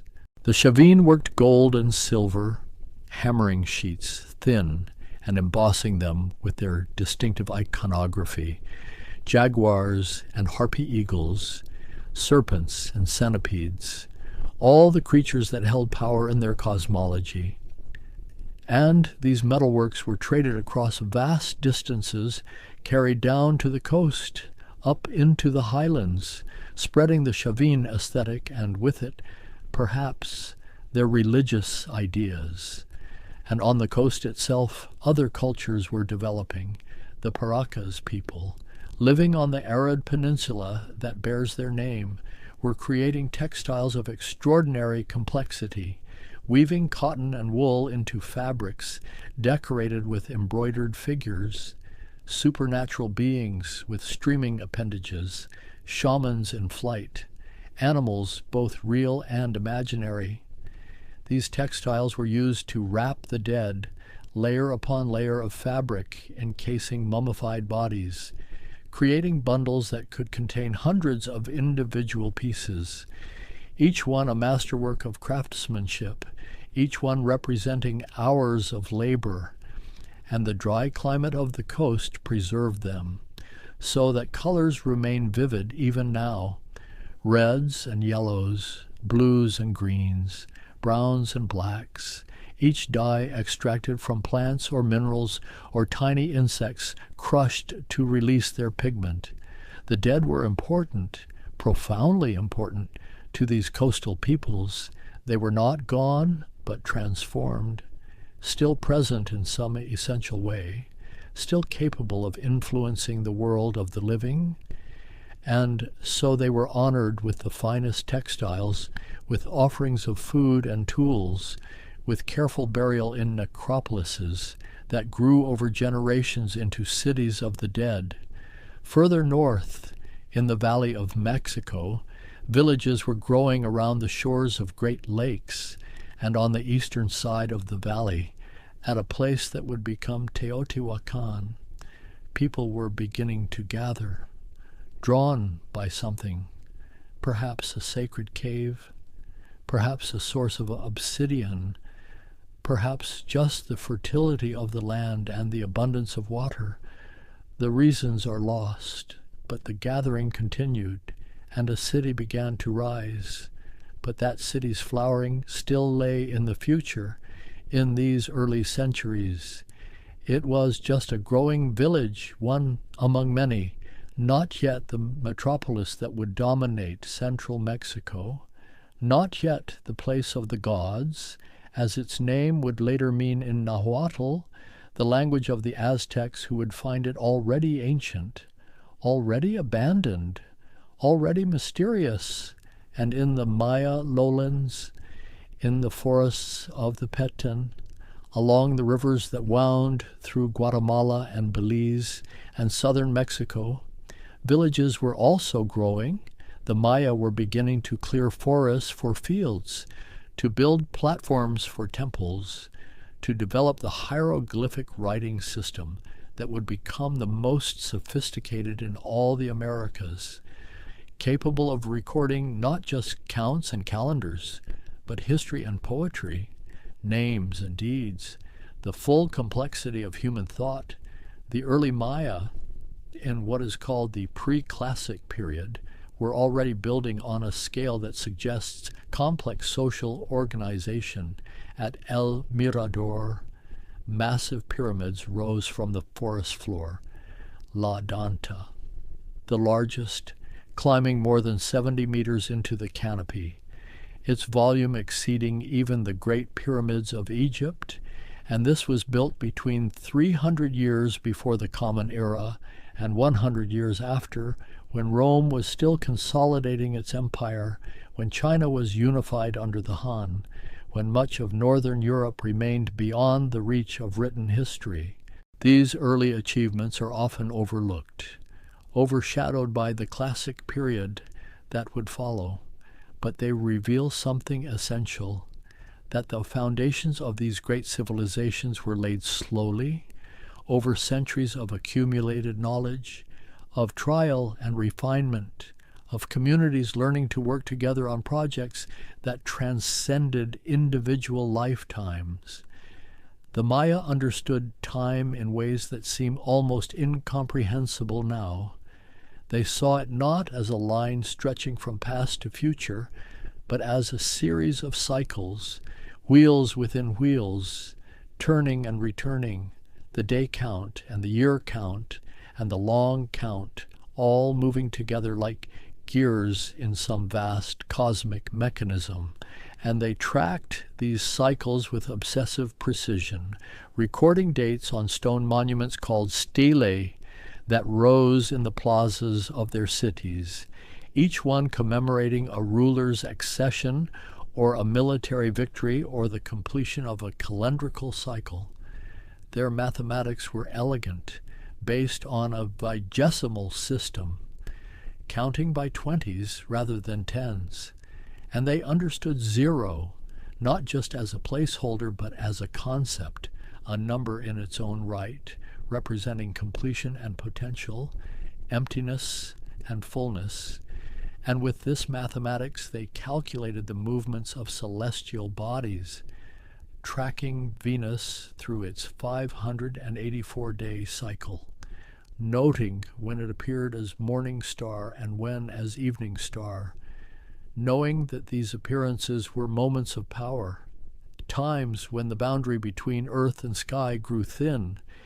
In the great cities of the classic period, Tikal and Calakmul, Copan and Palenque, Yaxchilan and Piedras Negras, the Maya built temples that reached toward the sky, pyramids with steep stairs ascending to shrines where priests communed with gods and ancestors, where blood was offered, the most precious gift, the liquid that carried the life force itself, drawn from tongues and earlobes, from the soft flesh of inner thighs, caught on bark paper and burned so that the smoke would rise, carrying prayers upward, feeding the gods who had given their own blood to create humanity. The creation story told in the Popol Vuh, the sacred book of the Quiché Maya, written down centuries later but preserving ancient traditions, speaks of the gods attempting again and again to create beings who would worship them, first making creatures of mud who dissolved in rain, then carving them from wood. But these wooden people had no hearts, no understanding, and so they were destroyed. And finally the gods ground maize, yellow corn and white corn, and from this sacred dough they shaped the flesh of true humans, people who could speak and remember, who could mark the passage of days and honor the divine. And so maize was more than food. It was the substance of humanity itself, and every cornfield was sacred, every planting a ritual, every harvest a gift from the gods who made the rain fall and the sun shine. And when the Maya ate tortillas, thin rounds of corn dough cooked on clay griddles, they were consuming their own essence, participating in the cycle of sacrifice and sustenance that bound earth to sky. The cities themselves were cosmograms, maps of the universe rendered in stone and plaster, the temples oriented to catch the rising sun on solstices, the plazas designed to mirror the shape of creation, and in these spaces ritual dramas unfolded, lords dressed in costumes of jade and feathers, wearing masks of gods, performing dances that reenacted mythological events, the defeat of the lords of death, the resurrection of the maize god, the eternal struggle between order and chaos. Warfare was constant, but it was not the total war of annihilation. It was ritual combat, raids designed to capture nobles for sacrifice, to demonstrate prowess, to take captives who would be brought back to the victor's city and displayed in humiliation before being offered to the gods, their blood sanctifying ball courts and temple stairs. And the ball game itself was a form of ritual combat, players using their hips to strike a solid rubber ball through stone rings, reenacting the mythological game played by the hero twins against the lords of Xibalba, the underworld, a game that ended in death and resurrection, in transformation and renewal. At Palenque, in the green mountains of Chiapas, the ruler Kinich Janab Pakal commissioned a tomb for himself deep within the temple of the inscriptions. And when he died in his 80th year, having ruled for 68 years, his body was laid to rest in a stone sarcophagus carved with the image of his own death and rebirth, showing him falling down the world tree into the jaws of the underworld, but positioned so that he would rise again, transformed like the sun at dawn, like maize sprouting from planted seed. His jade death mask covered his face, jade beads were placed in his mouth, and jade ornaments adorned his body, because jade was the color of growing corn, the color of water, the color of life itself, more precious than gold, which was valued for its beauty, but not invested with the same spiritual power. And when archaeologists opened that tomb in the middle of the 20th century, the jade still gleamed in the darkness, undimmed by centuries, by the weight of stone and earth. Far to the north, in the basin of Mexico, Teotihuacan had grown into something unprecedented, a true metropolis, perhaps the 6th largest city in the world at its height around the year 500, with a population that might have reached 125,000, living in apartment compounds arranged in a grid, walking streets that ran at right angles, shopping in marketplaces where goods arrived from every corner of Mesoamerica, the city's great avenue called the Street of the Dead by the Aztecs, who would later walk among its ruins, stretched for more than 2 kilometers, lined with temples and platforms, and at its northern end rose the Pyramid of the Moon, massive and steep, while to the east, offset from the avenue, stood the Pyramid of the Sun, one of the largest structures in the ancient Americas, its base covering about the same area as the Great Pyramid of Giza, and beneath it, archaeologists discovered a cave, a natural cavern that had been modified, enlarged, made into something sacred. Perhaps the very reason the city was built in this place, a portal to the underworld, an axis mundi, where the three levels of the cosmos met. Teotihuacan's influence reached far beyond its valley, its distinctive pottery appearing in Maya sites, its architectural styles copied in distant cities, its talud tablero construction, sloped panels alternating with vertical ones, becoming a signature that marked buildings throughout Mesoamerica, and its gods, the feathered serpent and the rain god. The old fire god depicted as a wizened figure carrying a brazier on his back. These deities were adopted by cultures that would outlast Teotihuacan itself, but who built Teotihuacan remains mysterious. What language they spoke, what they called themselves, whether the city was ruled by kings or priests or some collective council, the stone tells us the what, but not the who. We see the monumental architecture, the painted murals showing gods and priests, processions and rituals, paradises filled with butterflies and flowering trees, but the builders left no written history, no royal names carved in pride. And when the city burned around the year 550, when its great temples were deliberately destroyed and its center abandoned, they left no explanation, only silence and ash. In Oaxaca, the Zapotec had built their city of Monte Alban on a mountaintop, artificially flattening the summit to create a vast plaza surrounded by temples and palaces, and from this height they looked out over the three valleys that met below, controlling trade routes, dominating the region. And they too developed writing, carving glyphs into stone monuments that recorded conquests and genealogies that marked the passage of time according to their own calendrical system.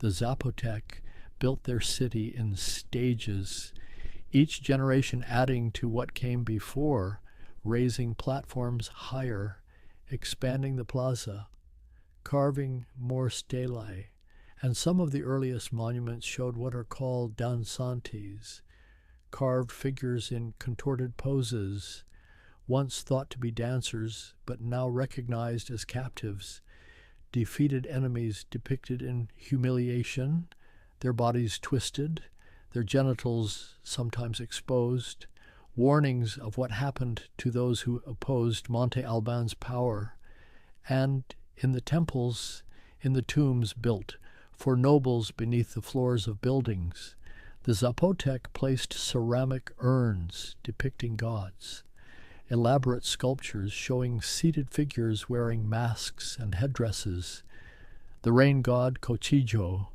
with his forked serpent tongue, the maize god, the jaguar god, each one watching over the dead, guiding them through the transition from this world to the next. By the year 700, Monte Alban's power was waning. The city still occupied, but no longer the dominant force it had been, and other centers rose in the valleys.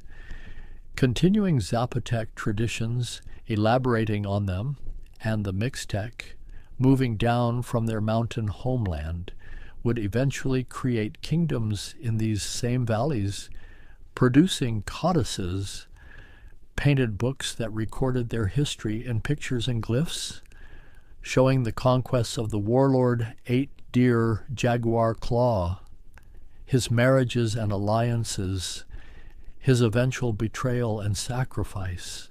The Mixtec were master craftspeople, goldsmiths of extraordinary skill, working metal that had come relatively late to Mesoamerica, introduced from South America through long chains of trade, and they hammered and cast gold into ornaments so fine they seemed more like lace than metal, filigree work that caught light and held it, pectorals and pendants, rings and nose ornaments, created using the lost wax technique, modeling designs in wax, covering them with clay, melting the wax away and pouring molten gold into the void, breaking the mold to reveal the finished piece, each one unique, each one a masterwork. On the coast, along the Gulf of Mexico, the cities of El Tajín and Chempoala flourished, and El Tajín in particular developed the ball game to high art, building at least 17 ball courts, including the South Ball Court, with its carved panels showing the rituals associated with the game, players being decapitated, their blood spurting in serpentine streams, death gods receiving offerings, the ball itself depicted as a skull, reinforcing the connection between the game and the underworld, between sport and sacrifice, between death and rebirth. The pyramid of the niches at El Tajín rose in 7 tiers, each one adorned with square niches, 365 in total, one for each day of the solar year, and scholars believe offerings were placed in these niches, perhaps on specific days, connecting the architecture to the calendar, making the building itself a kind of 3-dimensional almanac, a stone monument to the passage of time. And in the Maya lowlands, even as some cities declined, others rose to prominence. Chichen Itza in the northern Yucatan, with its great pyramid called El Castillo, designed so that on the spring and autumn equinoxes, the setting sun creates a shadow that appears to be a serpent descending the staircase, the body formed by triangular shadows cast by the pyramid's corners, the head carved in stone at the base, a feat of astronomical observation and architectural precision. Chichen Itza showed influences from central Mexico, from Toltec culture, suggesting contact, conquest, or cultural exchange, and in the city's great ball court, the largest in Mesoamerica, carvings showed the outcome of the game, players kneeling, one beheaded, his neck spurting serpents instead of blood, and whether this depicted the winning or losing team remains debated, because for the Maya, sacrifice was an honor, a transformation, a way of feeding the gods and ensuring the continued turning of the cosmic wheels. In the highlands of central Mexico, a people called the Toltec were building their capital at Tula, constructing temples adorned with massive stone warriors, Atlantean figures standing 4.5 meters tall, carved columns representing armed men in ceremonial dress, feathered headdresses and butterfly-shaped pectorals, atlatls held ready, the spear throwers that could send a dart through armor, and these stone warriors supported the roof of a temple, their eternal vigilance suggesting the militant nature of Toltec society. The Toltec flourished between the years 900 and 1200, and their influence spread far, or so the later Aztecs believed, claiming Toltec ancestry for their own nobility. Speaking of Tula as a golden age, a time when artists were true masters, when craftsmen worked with unparalleled skill, when the corn grew so large that a single ear required both arms to carry. Whether these memories were history or mythology is uncertain, but the Toltec became legendary, their name itself meaning master builders, skilled artisans, and every later ruler sought to connect their lineage to this prestigious past.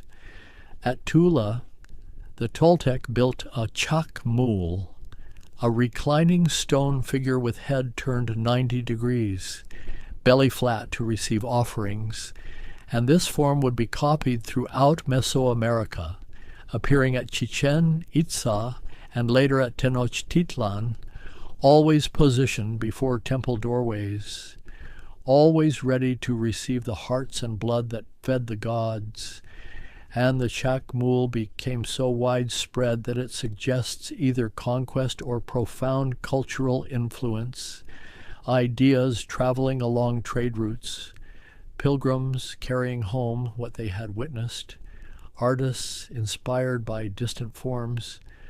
But Tula too fell, burned around the year 1150, its temples toppled, its warrior columns broken and buried, and the Toltecs scattered, some perhaps moving to the Maya lands, others merging with peoples in the Valley of Mexico, and in their wake came a period of migration, of smaller states rising and falling, of confederations and alliances until the Mexica, who would come to be called Aztecs, arrived in the valley.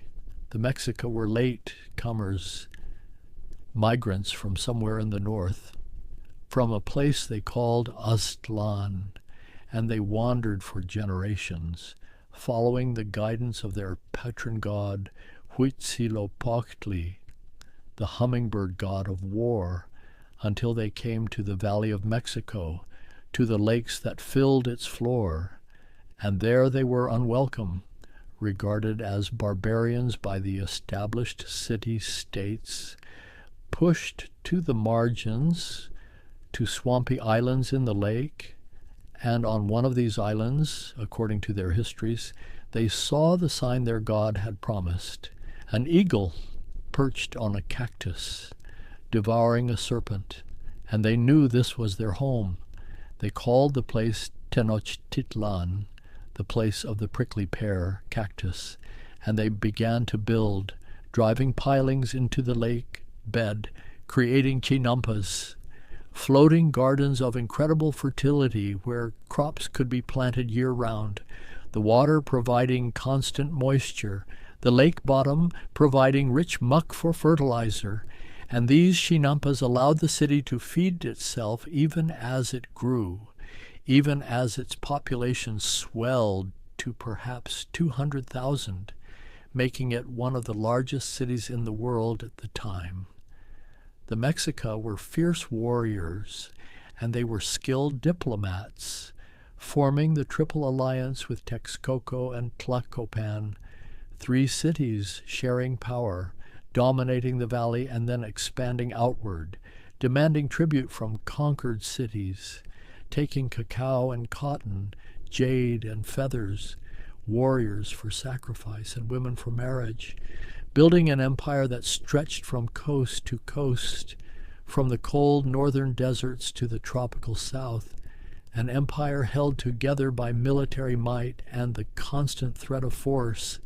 And at the center of Tenochtitlan rose the Templo Mayor, the great temple, a twin pyramid with shrines to Huitzilopochtli and Tlaloc, the war god and the rain god, the 2 forces that sustained the empire, military conquest and agricultural abundance.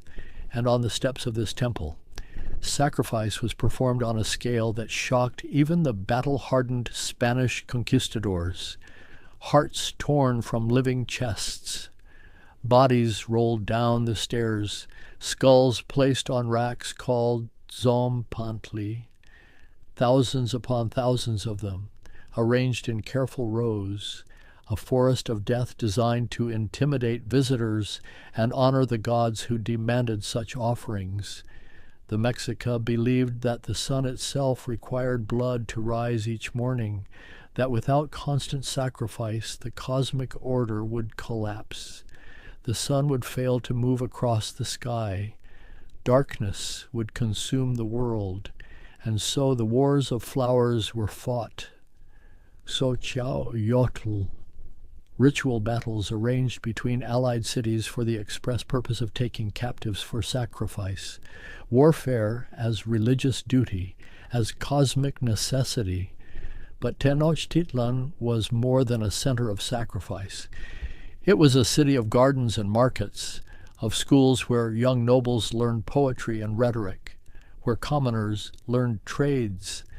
It was a city with a zoo where Moctezuma kept jaguars and eagles, a place where hundreds of servants cleaned the aviaries daily, where rare animals from across the empire were displayed, and there was a botanical garden where medicinal plants were cultivated, studied, their properties catalogued by physicians who understood herbalism with sophisticated precision.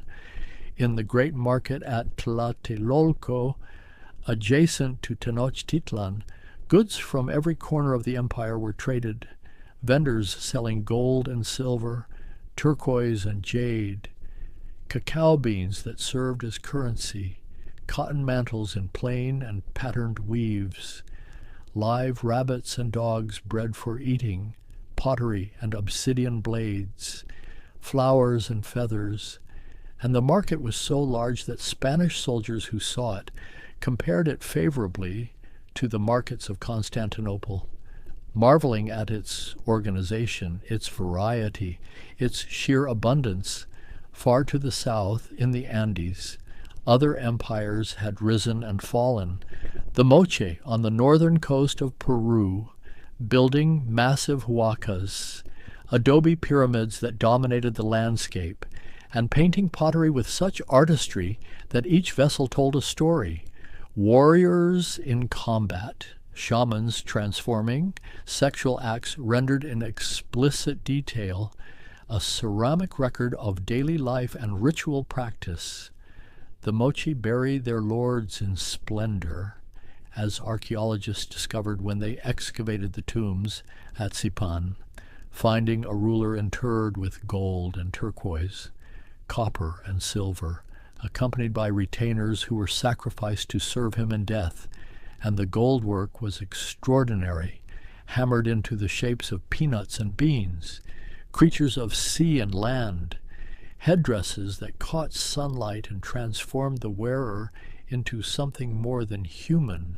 The Nazca, in the southern coastal desert, created the lines that bear their name, geoglyphs scraped into the desert floor, removing the dark surface stones to reveal lighter sand beneath, and these lines stretched for kilometers, forming geometric shapes and animals, a hummingbird and a spider, a monkey with a spiraled tail, a condor with outstretched wings, and they were so large that their full shapes could only be seen from the air, leading to wild speculation about their purpose, about why a culture would create images meant to be viewed by the gods.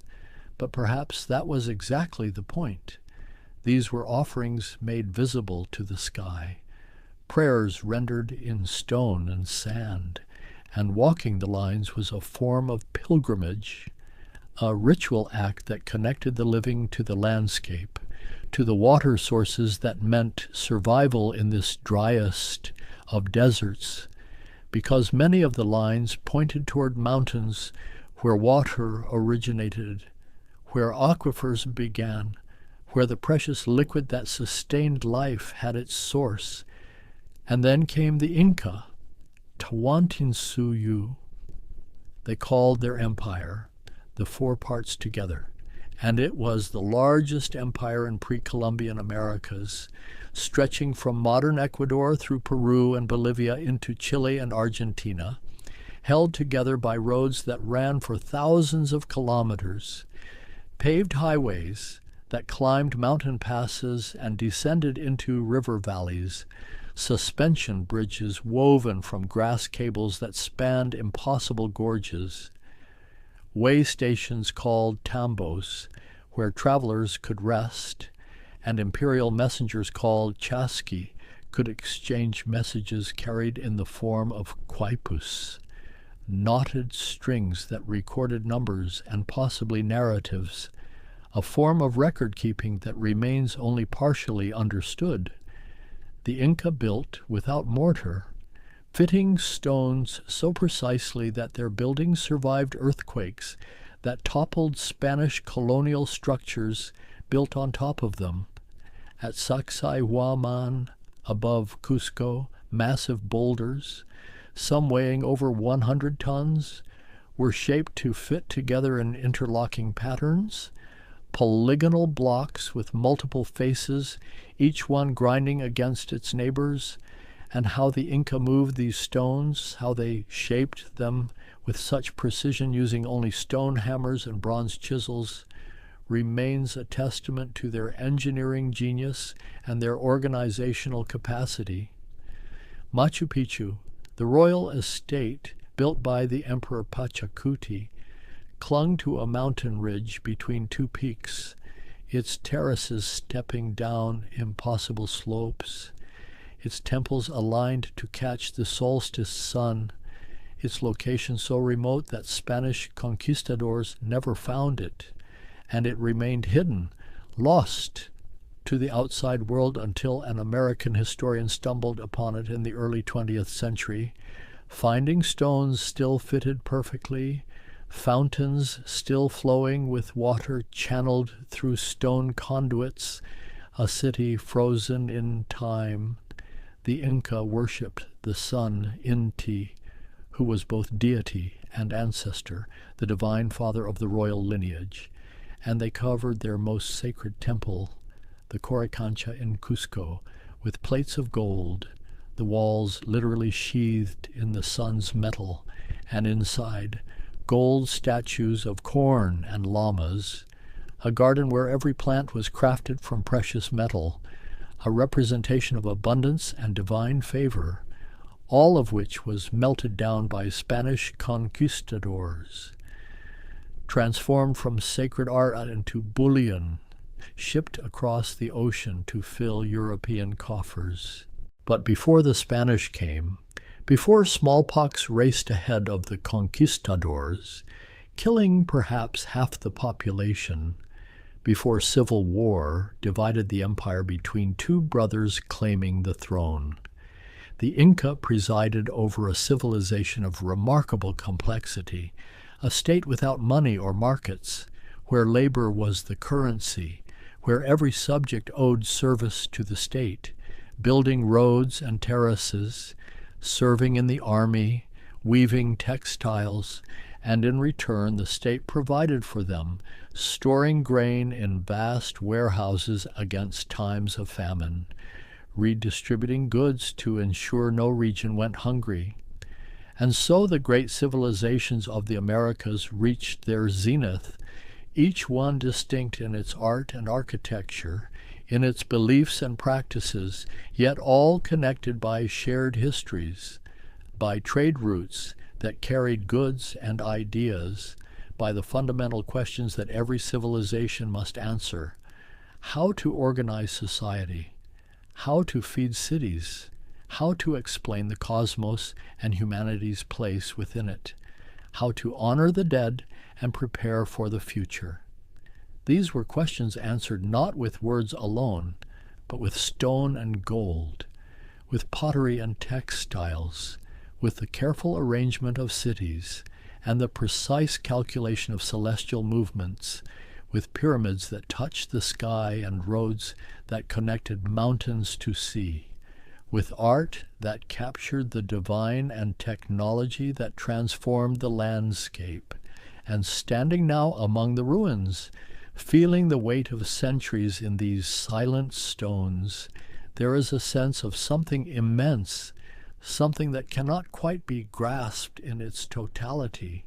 Civilizations that rose and fell according to rhythms we can only partially understand, that left behind fragments, clues, beautiful and mysterious things that speak across the gulf of time in voices we must strain to hear. The stones remember what we have forgotten. They hold within them the touch of hands that shaped them, the voices that echoed in the plazas they enclosed. And walking among them now, there is a feeling of presence, as if the past is not truly past, but layered beneath the present, waiting to be acknowledged, waiting to be understood. These civilizations understood cycles in ways we have largely lost.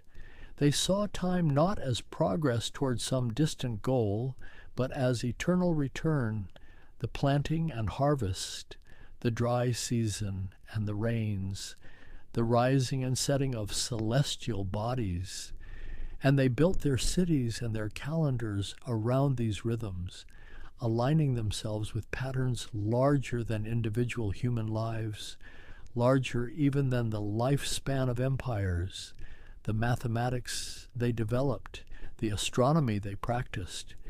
These were not abstract exercises, but sacred sciences, ways of reading the intentions of the gods written in the movements of the sky.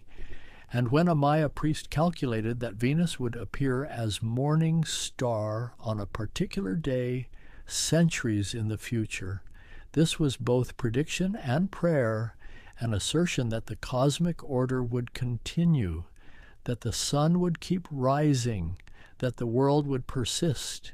Their architecture speaks of this understanding.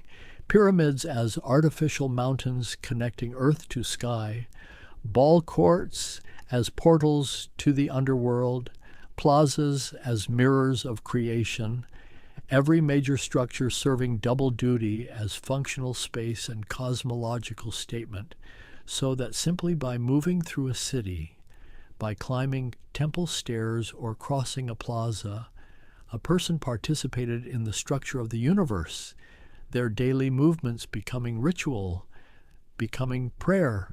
And the art they created was never merely decorative. Every carved glyph carried meaning. Every painted mural told stories that reinforced social order and religious belief. Every ceramic vessel, even those used for everyday purposes, bore images that connected the mundane to the sacred, so that eating from a bowl decorated with the maize god was a reminder of humanity's debt to the divine, of the sacrifice that made life possible. The textiles, too, especially those of the Andes, were more than clothing. They were records, genealogies woven into cloth, patterns that identified lineage and region, and the finest textiles, those with thread counts rivaling modern fabrics, those dyed with pigments that required months to prepare. These were reserved for the gods and the dead, for those who stood at the boundary between worlds, mediating between human concerns and cosmic forces.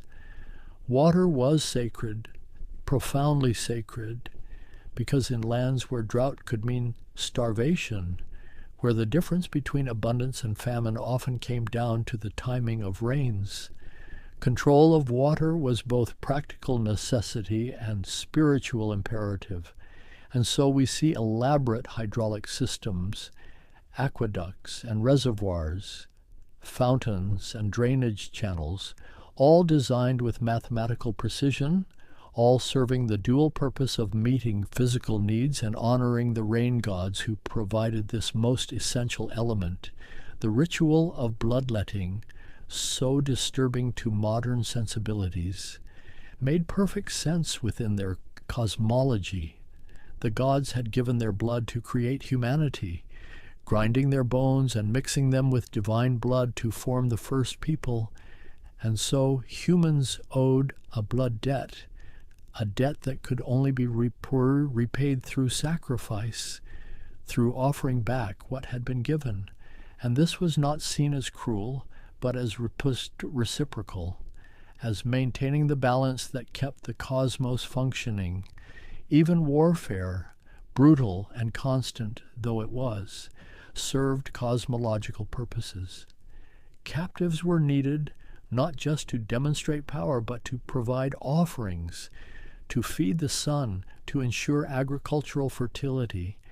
And so battles were fought according to ritual rules during specific seasons, with the goal not of annihilation, but of capture, of taking living prisoners who could be brought home and sacrificed in elaborate ceremonies that the entire city witnessed, that reinforced shared beliefs and collective identity.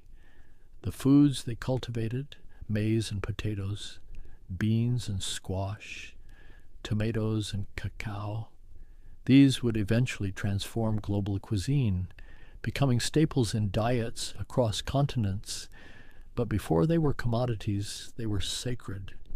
Each plant a gift from specific deities, each harvest a miracle that required human cooperation with divine forces, and even now, in highland villages, farmers still perform rituals before planting, still speak to the earth, still honor the old gods under new names.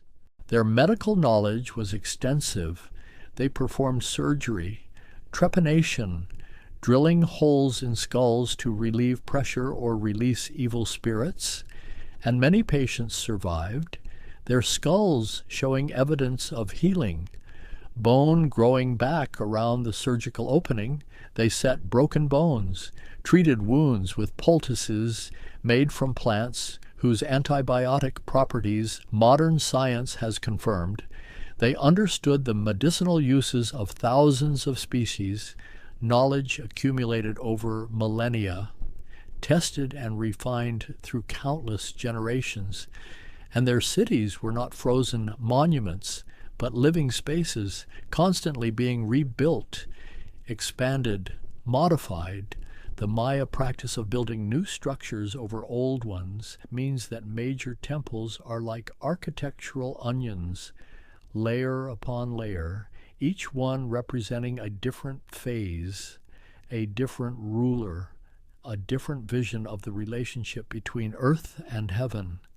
And excavating these layers is like reading backwards through time, uncovering older versions, earlier attempts to bridge the gap between human and divine. The collapse of these civilizations, when it came, was rarely sudden. The Maya cities of the southern lowlands were abandoned gradually over a century, their populations dispersing, moving north or into the highlands, and the reasons remain debated. Drought certainly played a role. Warfare probably contributed.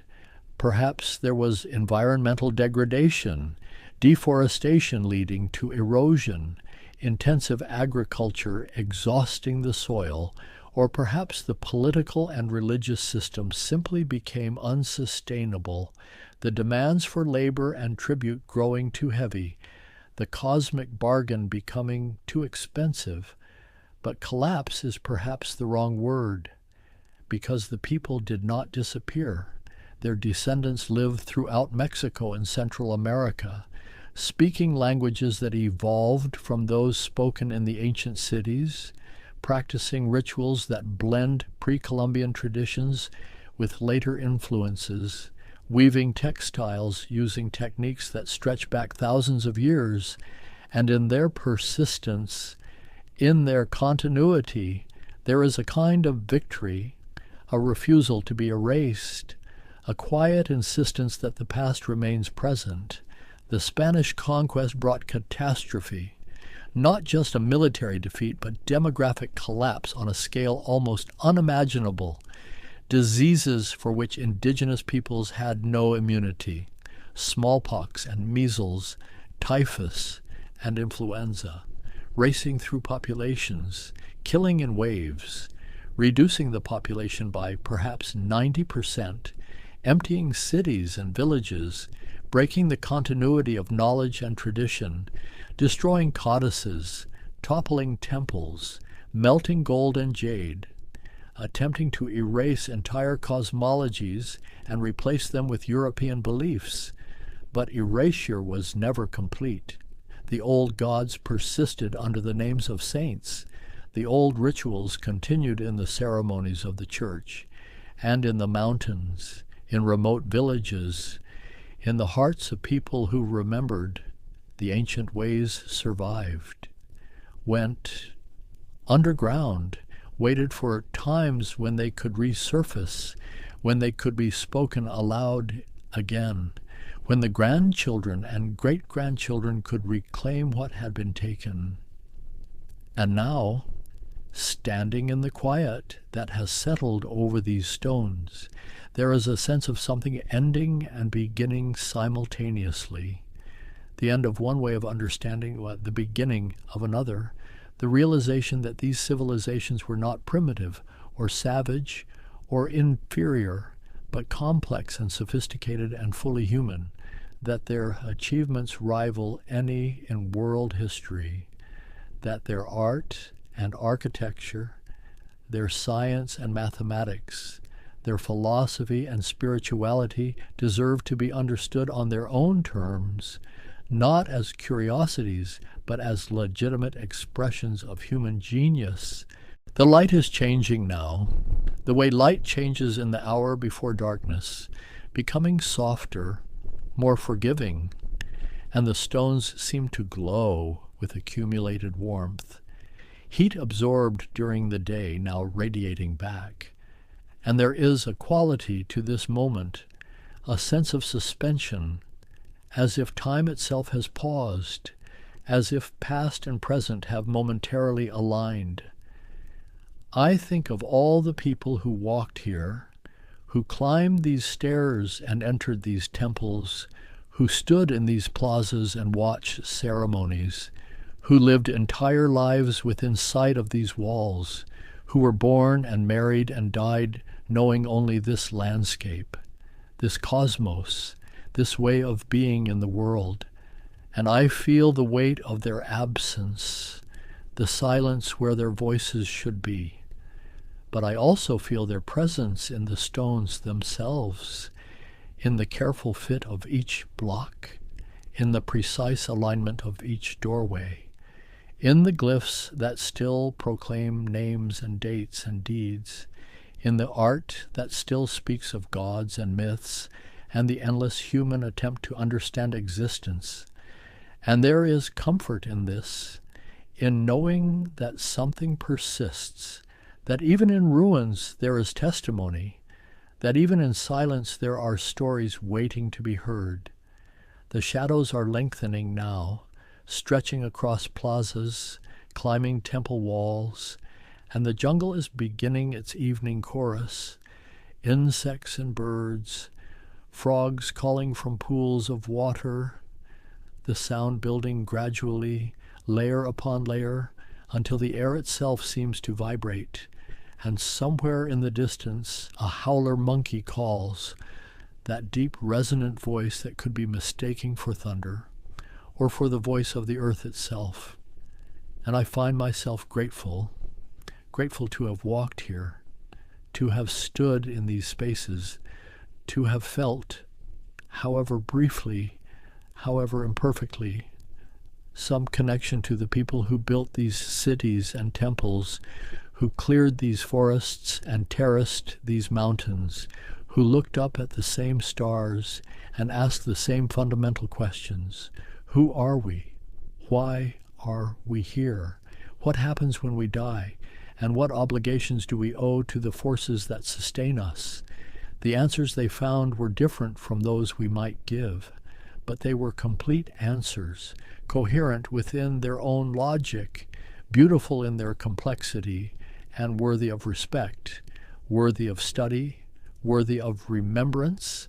And as the light continues to fade, as the temples merge with the shadows and the jungle presses closer, I carry these thoughts with me, these images of stone and jade, of pyramids and plazas, of civilizations that rose and fell like the sun they worshipped, leaving behind these monuments, these memories, these whispers in stone. There are moments when the world feels very large and very quiet, and it's in those moments that I find myself looking upward into the vastness that stretches beyond the air we breathe, beyond the clouds that drift and dissolve, into the realm where metal and mathematics dance together in perfect silence. Tonight, my thoughts have wandered to those patient travelers, the ones that circle endlessly above us, tracing invisible paths through the darkness, moving with a precision that would seem impossible if we couldn't measure it, if we couldn't prove it with numbers and trajectories and the faint signals they send earthward like whispered secrets. Satellites. The word itself seems to float. suspended between the technical and the poetic, between human ambition and celestial mechanics. They move through a darkness so complete that it redefines what darkness means, yet they are never truly lost, never wandering, each one following laws written in the language of gravity and velocity, in the mathematics of orbital mechanics that Johann Kepler began to decipher centuries before any human-made object could test his predictions. I imagine them now, hundreds of them, thousands, some no larger than a shoebox, others the size of a school bus, each one wrapped in its own particular silence, carrying instruments that measure, mirrors that reflect, antennas that listen and transmit, solar panels spread like wings catching photons that have traveled 93 million miles only to be converted into electricity in the coldest environment imaginable. The sky tonight might appear empty to the casual glance, but it is crowded with these silent witnesses.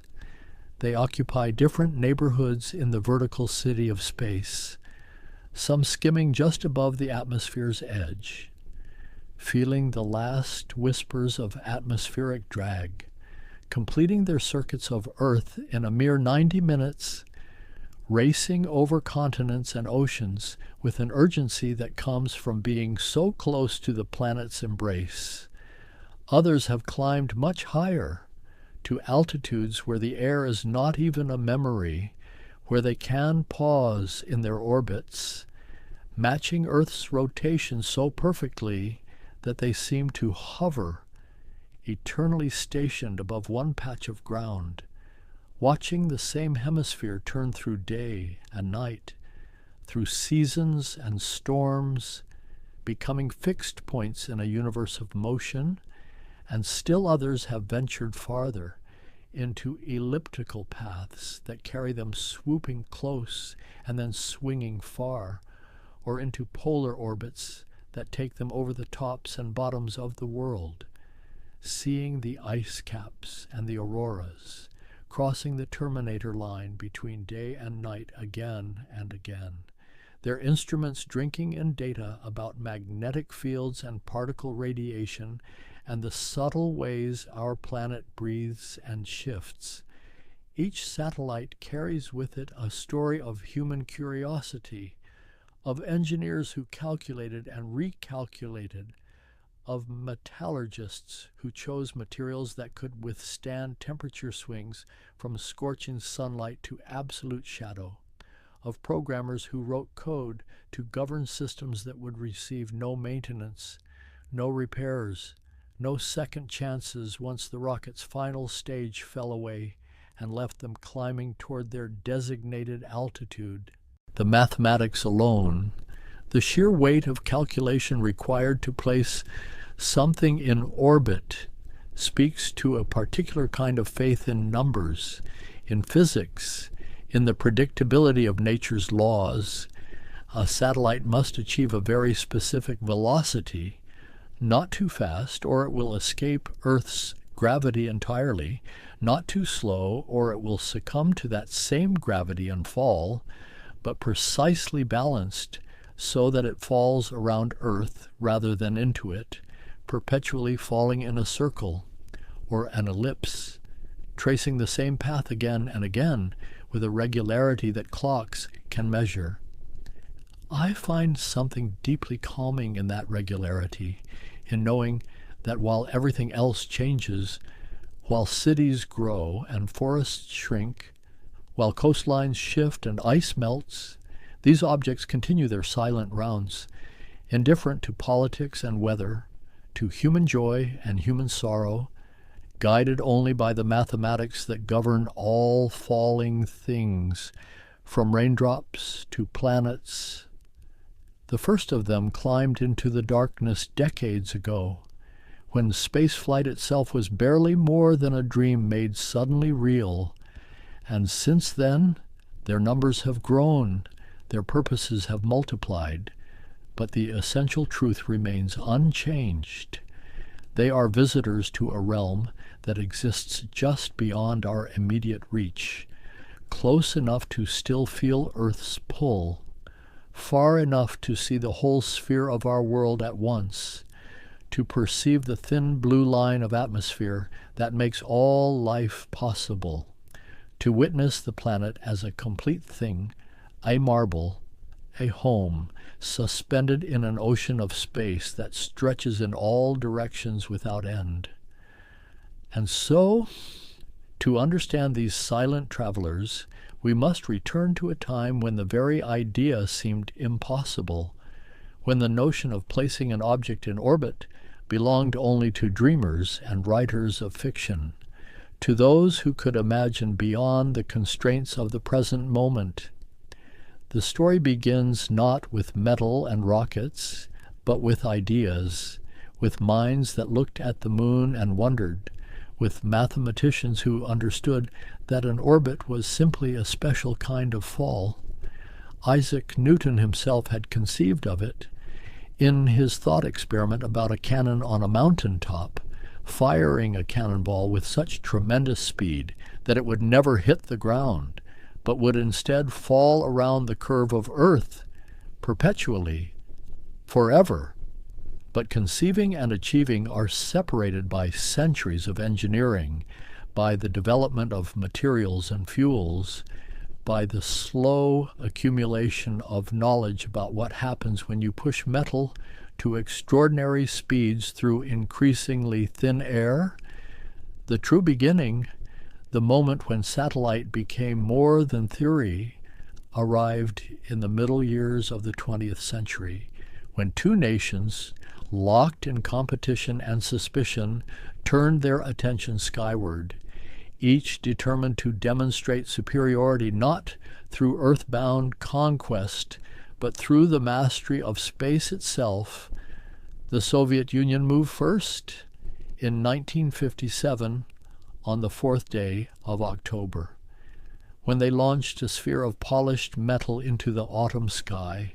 Sputnik, meaning traveler or fellow traveler, a name that captured both motion and companionship, as if this metal ball might befriend humanity in its journey around the sun.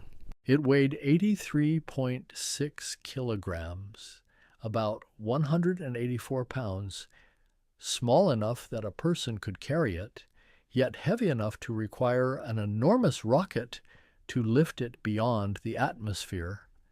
The sphere measured 58 centimeters across, roughly 23 inches, and from it extended 4 whip-like antennas ranging from 2.4 to 2.9 meters in length, antennae that would broadcast a simple radio signal, a beep that could be heard by anyone with the right equipment.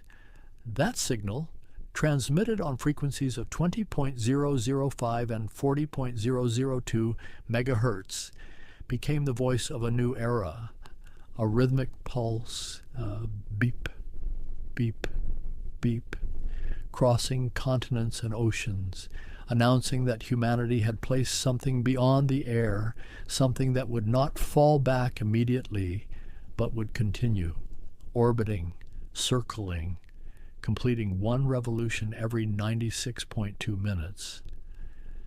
The world listened. Amateur radio operators turned their antennas skyward, tracking the signal as it passed overhead. People gathered in backyards and on rooftops, straining to glimpse a moving point of light against the stars, though what they often saw was not Sputnik itself, but the rocket's upper stage, which also achieved orbit, tumbling along behind its payload like a dutiful servant. The orbit itself told a story in numbers. At its nearest point to Earth, the perigee, Sputnik descended to 215 kilometers, about 134 miles above the surface. At its farthest point, the apogee, it climbed to 939 kilometers, roughly 583 miles, tracing an elliptical path that leaned at an angle of 65.1 degrees to the equator. For 22 days, the batteries lasted and the beeping continued, and then silence, though the satellite itself kept falling around Earth, kept orbiting for 3 months total, 92 days, completing roughly 1,400 orbits before atmospheric drag finally claimed it, pulling it down, until friction with the thickening air transformed it into a brief streak of light, a meteor of human making. But in those 92 days, everything had changed. The possibility had become actual. The theoretical had manifested in metal and mathematics, and the race truly began. 1 month later, in November of that same year, Sputnik 2 ascended, larger, heavier, carrying within its payload a passenger, a dog named Laika, a stray from the streets of Moscow, chosen and trained for a journey she could not understand. She became the first living creature to orbit Earth. Her heartbeat and vital signs transmitted down to receiving stations, proving that biology could survive the acceleration, the weightlessness, the radiation beyond Earth's protective atmosphere. The ethics of that mission, sending a creature with no return plan, no possibility of recovery, would be debated for decades, but the technical achievement remained undeniable. Life could exist in orbit, at least temporarily, at least long enough to gather data about how a mammalian body responded to conditions never before experienced in millions of years of evolution. The United States, watching, calculating, rushed to respond.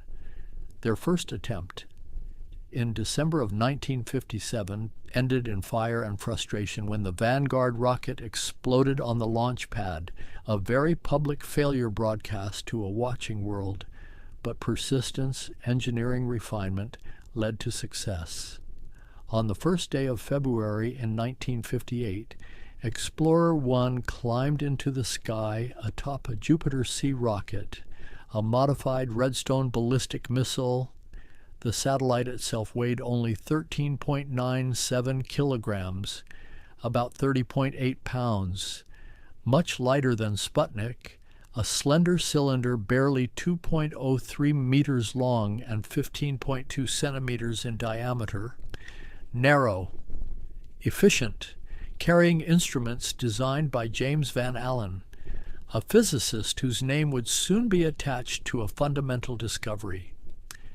Explorer 1 carried cosmic ray detectors, Geiger counters that measured radiation, and as it orbited, climbing to a perigee of 360 kilometers and an apogee of 2,550 kilometers, those instruments detected something unexpected, something profound. Zones of intense radiation trapped by Earth's magnetic field, belts of charged particles, electrons and protons captured and held in invisible magnetic bottles stretching around the planet. These Van Allen belts, as they came to be known, represented the first major scientific discovery of the space age, proof that satellites were not merely demonstrations of engineering prowess, but platforms for learning, for seeing Earth and its environment in ways impossible from the ground, where atmosphere and magnetic field merge and blur, making certain measurements difficult or impossible. Through 1958 and 59, more satellites ascended, each one teaching its creators something new about design, about power systems, about the challenges of the space environment. Vanguard 1, launched in March of 1958, became the oldest satellite still in orbit, its batteries long dead, but its polished sphere still catching sunlight, still obeying the mathematics of its trajectory, expected to remain aloft for perhaps 200 years or more. The Soviets continued their series. Sputnik 3, a massive laboratory weighing 1,327 kilograms, carrying a dozen scientific instruments, though a tape recorder failure meant much of its data was lost, capturing information that could not be transmitted in real time and could not be stored for later playback. Each launch refined the understanding of what worked and what failed. Solar panels proved more reliable than batteries for long-duration missions. The space environment corroded certain materials. Temperature extremes from 120 degrees Celsius in direct sunlight to minus 150 degrees Celsius in Earth's shadow required careful engineering, thermal blankets, reflective surfaces, systems that could radiate excess heat or retain necessary warmth. And the tracking networks grew.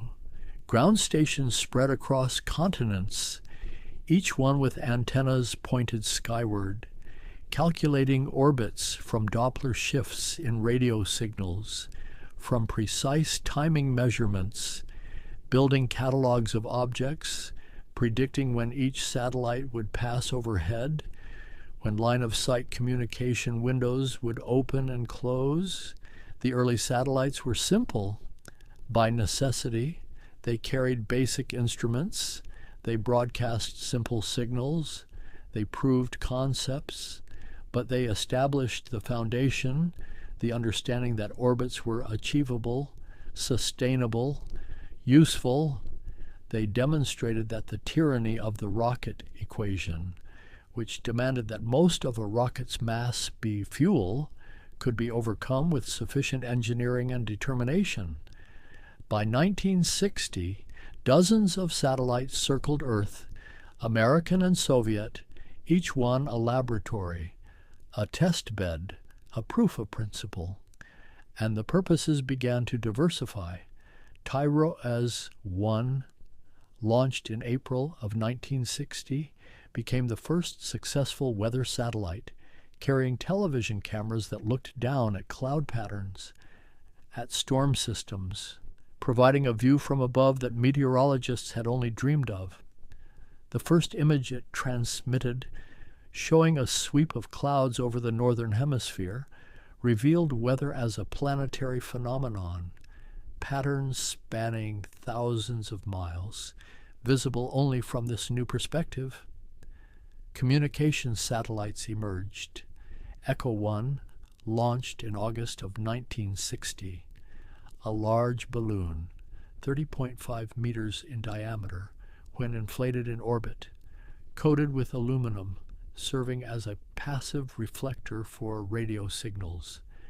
A signal beamed from one ground station would bounce off Echo's surface and could be received elsewhere, demonstrating that space could serve as a relay point, a mirror in the sky, though passive systems proved less efficient than active repeaters would soon become.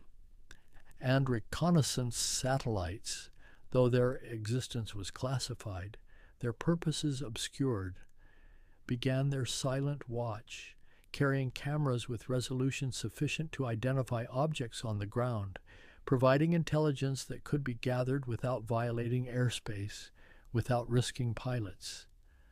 The details of these early spy satellites would remain secret for decades, but their influence on policy and strategy was immediate and profound. The 1960s unfolded, and with each passing year, the populations in orbit grew denser, more specialized, more ambitious in their designs and purposes.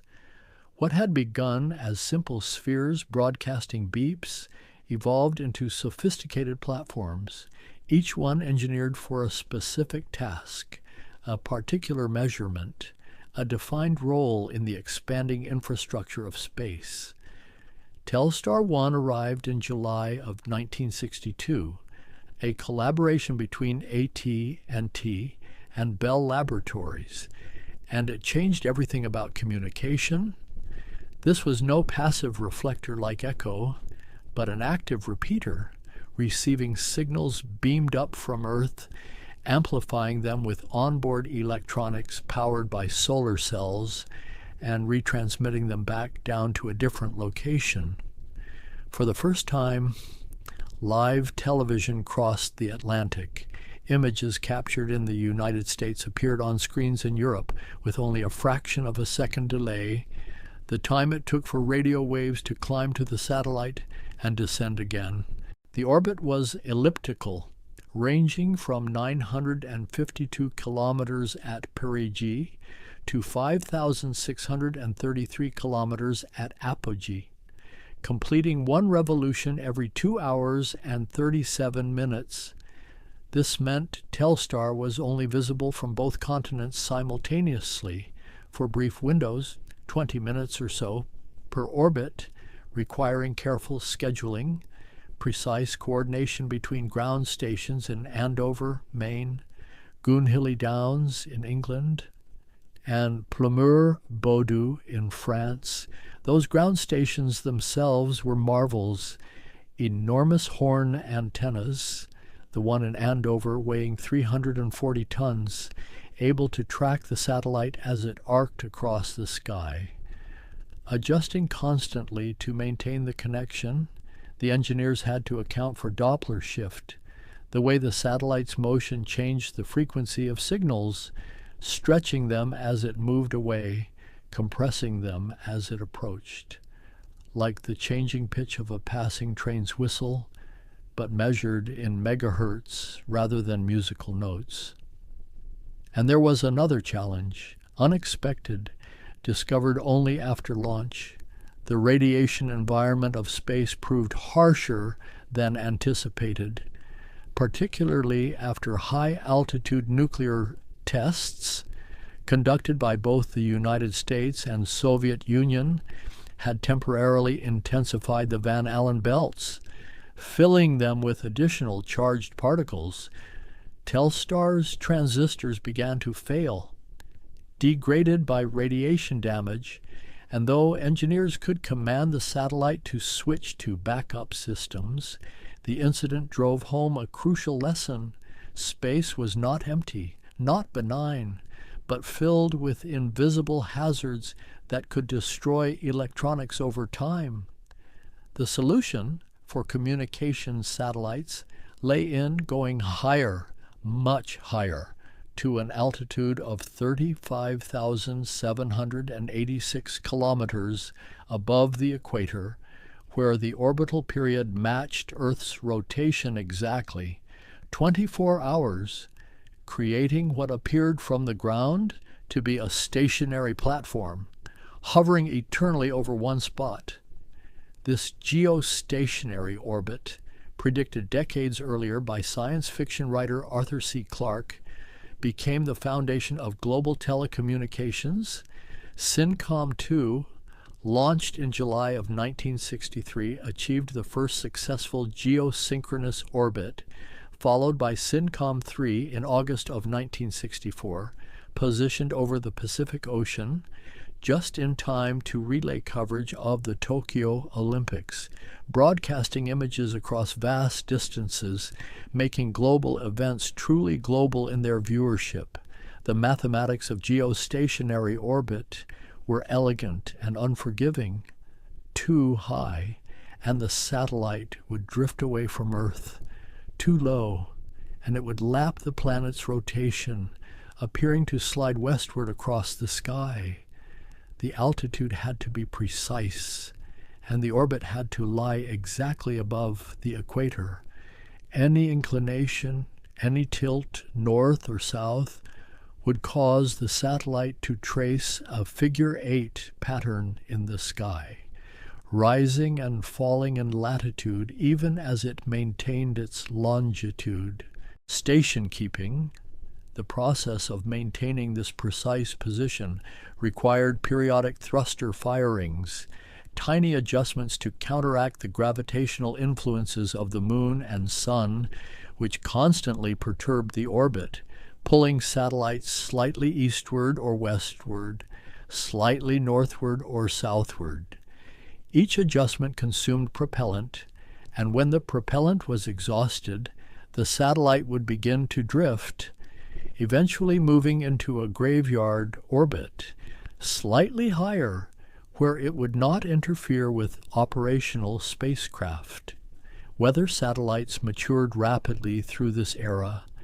The Tyros series gave way to ESA, the Environmental Science Services Administration satellites, and then to the NOAA series, each generation carrying better cameras, more sophisticated sensors, expanding from visible light imagery to infrared, allowing meteorologists to see cloud formations at night, to measure sea surface temperatures, to track hurricanes from birth to dissipation. Nimbus satellites, a parallel series focused on research rather than operational forecasting, carried instruments that measured atmospheric composition, temperature profiles at different altitudes, radiation budgets, how much energy Earth absorbed from the sun versus how much it radiated back to space. These measurements, accumulated over years, began to reveal patterns, trends, subtle changes in atmospheric chemistry and temperature that would later inform understanding of climate change. The imagery itself, grainy and crude by later standards, nonetheless transformed meteorology from a local science to a global one. Forecasters could see entire storm systems, could watch weather patterns develop over oceans where no ground-based observations existed, could track the jet stream's meandering path. The view from above revealed that weather was not a collection of isolated phenomena, but a connected system, air masses flowing, interacting, governed by pressure gradients and the Coriolis effect. The apparent deflection caused by Earth's rotation, navigation satellites emerged, addressing a problem as old as seafaring, determining position without reference to landmarks, on the Navy Navigation Satellite System, also known as Transit, became operational in 1964, offering ships the ability to fix their position by measuring Doppler shifts in signals from passing satellites. The satellites orbited in a polar constellation, crisscrossing the globe, ensuring that at least one would pass overhead every few hours at any location. A ship would receive signals from a transit satellite, measuring how the frequency changed as the satellite approached, passed overhead, and receded, combined with precise knowledge of the satellite's orbit, broadcast in the signal itself, and precise timekeeping. These measurements could determine latitude and longitude to within 200 meters, revolutionary accuracy for the era, though requiring patience, waiting for a satellite pass, remaining relatively stationary during the measurement. Military applications, though often classified, drove much of the innovation. Reconnaissance satellites grew more capable. Film return systems, code-named Corona and Gambit, carried high-resolution cameras and physical film, which would be loaded into re-entry capsules ejected from orbit, caught in mid-air by aircraft trailing specialized equipment. The resolution improved from being able to identify large buildings to being able to count individual vehicles, to reading markings on aircraft, to detecting objects as small as 30 centimeters across. These satellites flew lower than most, at altitudes of 150 to 300 kilometers, where atmospheric drag was significant, limiting mission lifetimes to days or weeks, but allowing closer views, sharper images. They would orbit, photographing targets of interest, and then return their film before atmospheric drag brought them down. The entire satellite was often expendable, designed for a single mission.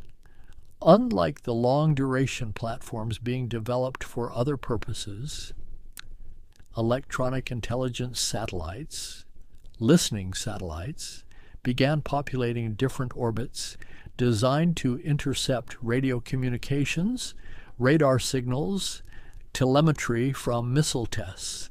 They carried large antennas, sensitive receivers, and increasingly sophisticated recording systems, building a library of signals, patterns, helping analysts understand what adversaries were doing, what capabilities they possessed, where facilities were located. The Soviet Union pursued parallel paths. Their Molniya satellites, launched beginning in 1965, addressed a unique challenge: geostationary orbit, positioned above the equator, provided poor coverage of high latitudes of Soviet territory stretching across northern Asia.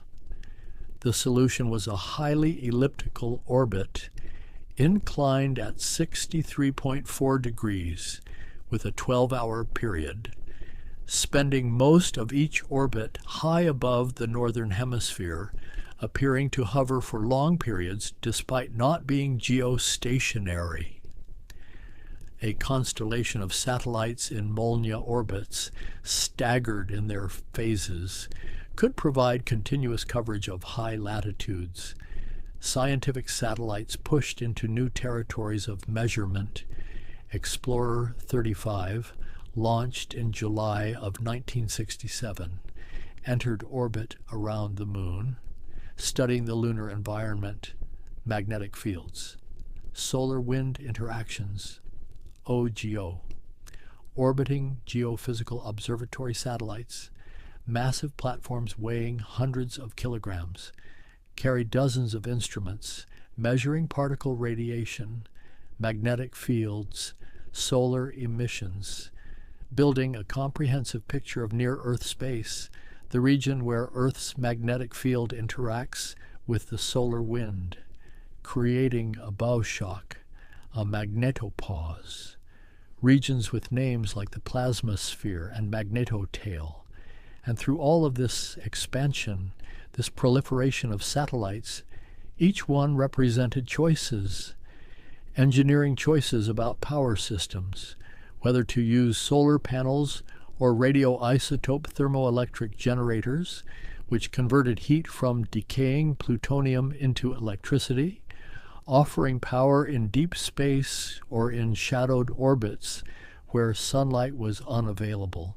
Design choices about redundancy, whether to include backup systems, duplicate components, knowing that repair was impossible, that once launched, a satellite was on its own. Orbital mechanics dictated lifetimes. Low orbits meant faster decay due to atmospheric drag, but allowed closer observation. Higher orbits offered longevity, but required more energy to reach. Polar orbits provided global coverage, passing over every point on Earth as the planet rotated beneath, but demanded more propellant for launch compared to equatorial orbits, which could take advantage of Earth's rotational velocity. The debris began accumulating too. Spent rocket stages tumbled alongside functional satellites, paint flakes, fragments from exploded batteries, pieces from deliberate anti-satellite tests, all becoming permanent residents of orbital space, each fragment obeying the same mathematical laws as functional spacecraft, orbiting, occasionally colliding, creating more fragments in a cascade that would only grow worse with time. By the time the 1970s arrived, satellites had become infrastructure, woven into the fabric of daily life in ways most people never considered. Weather forecasts relied on imagery from orbit, International phone calls bounced through geostationary repeaters. Ships navigated using transit. Military planners studied reconnaissance images, and scientists analyzed data streams from instruments circling Earth and venturing beyond. Landsat-1, launched in July of 1972, opened new dimensions of observation. This was not a weather satellite watching clouds, but an Earth resources satellite carrying multispectral scanners that measured reflected light in different wavelengths, visible and infrared, seeing not just what things looked like, but revealing their composition, their condition. Healthy vegetation reflected infrared strongly, stressed crops less so, urban areas, water bodies, geological formations, each had distinctive spectral signatures. The images arrived as digital data, not photographs, arrays of numbers representing brightness in different bands, which could be combined and processed. False color images where vegetation appeared red, water black, cities blue-gray. Geologists used Landsat to map mineral deposits, identify geological structures. Agronomists estimated crop yields across entire regions. Urban planners tracked city growth. Foresters monitored deforestation. The view from orbit, repeated every 18 days as Landsat traced its sun-synchronous path, created a record of planetary change, a baseline against which future observations could be compared. Sun-synchronous orbits themselves represented elegant orbital design. These were polar orbits with a specific altitude and inclination, chosen so that Earth's equatorial bulge, its slight oblate shape, caused the orbital plane to precess, to rotate at exactly the rate needed to keep pace with the sun. The satellite would cross the equator at the same local time on every pass, ensuring consistent lighting conditions, shadows falling at the same angles, making comparisons between images meaningful. GPS, the Global Positioning System, began its slow development during this era, though it would not reach full operational capability until the 1990s. The concept was ambitious, a constellation of satellites broadcasting precise timing signals, a receiver on the ground, measuring the arrival time of signals from multiple satellites, could determine its distance from each one, and triangulate its position. The precision required was extraordinary. Timing errors of even a microsecond would translate to position errors of 300 meters, so each satellite carried atomic clocks, accurate to nanoseconds, and broadcast orbital parameters constantly updated by ground stations.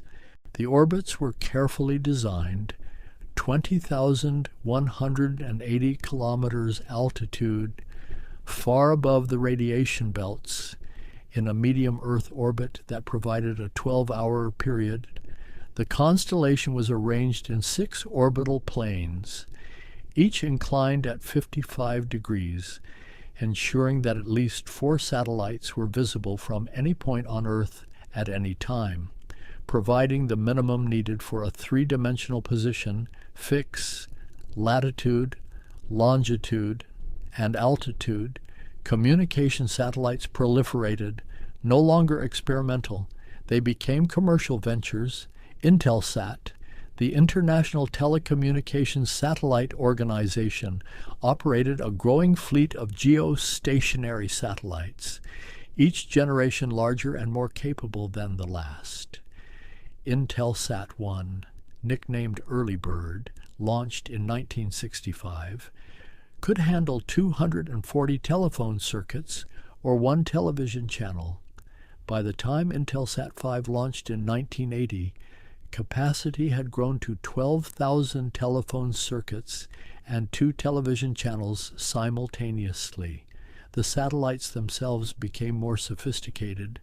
3-axis stabilization replaced spin stabilization, allowing large solar panels to remain pointed at the sun while antennas pointed continuously at Earth. Transponders, the receiver-amplifier transmitter systems at the heart of communication satellites, increased in number and power. Spot beams, narrow antenna patterns focused on specific regions, allowed frequency reuse, the same frequencies serving different geographic areas without interference. And yet, for all this growth, all this capability, the fundamental challenge remained unchanged.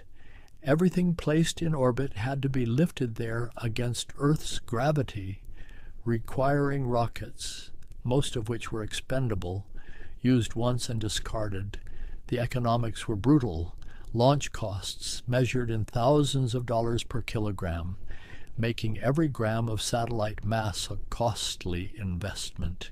The Space Shuttle, introduced in 1981, promised to change this equation. A reusable spacecraft that could carry satellites to orbit, deploy them, and return to Earth to fly again. The cargo bay could accommodate large satellites, and astronauts could perform tasks in orbit that robots could not. But the promise of routine, low-cost access to space proved elusive. Turnaround between flights took months, not weeks, and the cost per launch, when all factors were accounted for, remained high. Still, the shuttle enabled certain missions impossible with expendable rockets. It deployed the Hubble Space Telescope in April of 1990, a satellite unlike any other, carrying a mirror 2.4 meters in diameter, designed to observe the universe in visible, ultraviolet, and near-infrared light, free from the blurring and absorption caused by Earth's atmosphere. Though famously flawed at first, a spherical aberration in the primary mirror caused by a testing error, the shuttle's ability to return to orbit and install corrective optics in December of 1993 transformed Hubble into the most productive astronomical observatory ever built. Hubble's orbit, 540 kilometers high, required periodic reboosts to counteract atmospheric drag, and servicing missions brought new instruments, upgraded systems, extending its operational life far beyond the original 15-year design. Each servicing mission, astronauts working in space suits to remove and replace components the size of telephone booths, demonstrated both the potential and the limitations of human presence in orbit. Military satellites continued their evolution largely hidden from public view. The Defense Support Program satellites, massive platforms in geostationary orbit, watched for the infrared signatures of missile launches. Their telescopes stared down at Earth continuously, sensitive enough to detect the heat plume of a rising rocket within seconds, providing early warning that gave decision-makers crucial minutes. The KH-11 series reconnaissance satellites, sometimes called keyhole, carried telescopes as large as Hubble's but pointed downward, their capabilities classified but hinted at in occasional declassified images showing remarkable detail. The Soviet Union, and later Russia, maintained parallel constellations. Their Cosmos series numbered over 2,000 satellites by the year 2000, covering reconnaissance, navigation, communication, scientific research, though less capable in some respects than Western counterparts. Soviet satellites often employed different design philosophies, shorter-lived but more numerous, optimized for mass production rather than longevity, weather satellites advanced to geostationary orbits, GOES, geostationary operational environmental satellites, positioned above the Americas, provided continuous monitoring. Their imagers scanned Earth's disk every 15 to 30 minutes, tracking storm development in real time. Meteorologists could watch hurricanes evolve, see thunderstorm complexes organize and dissipate, monitor the movement of atmospheric rivers, long plumes of moisture flowing from tropics to mid-latitudes. The data streams grew richer. Sounders measured temperature and humidity profiles through the depth of the atmosphere. Lightning mappers detected electrical discharges. Solar instruments monitored the sun's output, its eruptions and flares that could affect satellite electronics and radio communications. The satellites became platforms for understanding Earth as a system, atmosphere, ocean, land, biosphere, all interacting, all visible from this unique vantage point, and quietly, almost unnoticed except by specialists. Satellites began revealing environmental changes. Measurements of ozone concentration in the stratosphere, made by instruments on Nimbus 7 and later satellites, showed a disturbing pattern, a seasonal thinning over Antarctica, a hole in the ozone layer caused by chlorofluorocarbons released by human activity. The discovery, confirmed by ground-based measurements, led to the Montreal Protocol, an international agreement to phase out ozone-depleting substances. It was one of the first times satellite data directly drove global environmental policy. Ice monitoring satellites, using radar altimeters and other instruments, began measuring the thickness and extent of polar ice.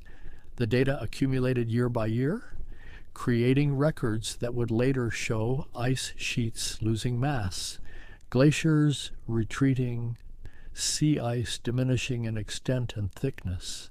The satellites measured what could not be easily measured from the ground, the vast ice sheets of Greenland and Antarctica, the sea ice covering millions of square kilometers, providing evidence of planetary change that would have been invisible without this orbital perspective. By the 1990s, the population in orbit had grown to thousands of active satellites, plus tens of thousands of tracked debris objects. The space around Earth had become crowded, particularly in certain valuable orbits. Low Earth orbit between 400 and 600 kilometers held many satellites. Sun-synchronous orbits at similar altitudes attracted Earth observation platforms. Geostationary orbit, a thin ring 35,000 kilometers up, hosted hundreds of satellites, each requiring careful positioning to avoid interference with neighbors. International cooperation expanded. The International Space Station, assembled beginning in 1998, became the largest satellite ever built, though calling it simply a satellite understates its complexity. A crude laboratory orbiting at 400 kilometers altitude, hosting astronauts and cosmonauts continuously, conducting research impossible on Earth's surface, studying how materials behave in microgravity, how flames burn without convection, how plants grow without a defined up or down. Commercial space began its slow emergence. Companies launched constellations for communication, for Earth imaging, for internet connectivity. The business models evolved from pure government funding to mixed public-private partnerships to fully commercial ventures. Launch costs began to decline as new providers entered the market, as reusable rockets, pioneered by SpaceX, with the Falcon 9, demonstrated economic viability. And through all these decades, through all this evolution, the fundamental truth persisted.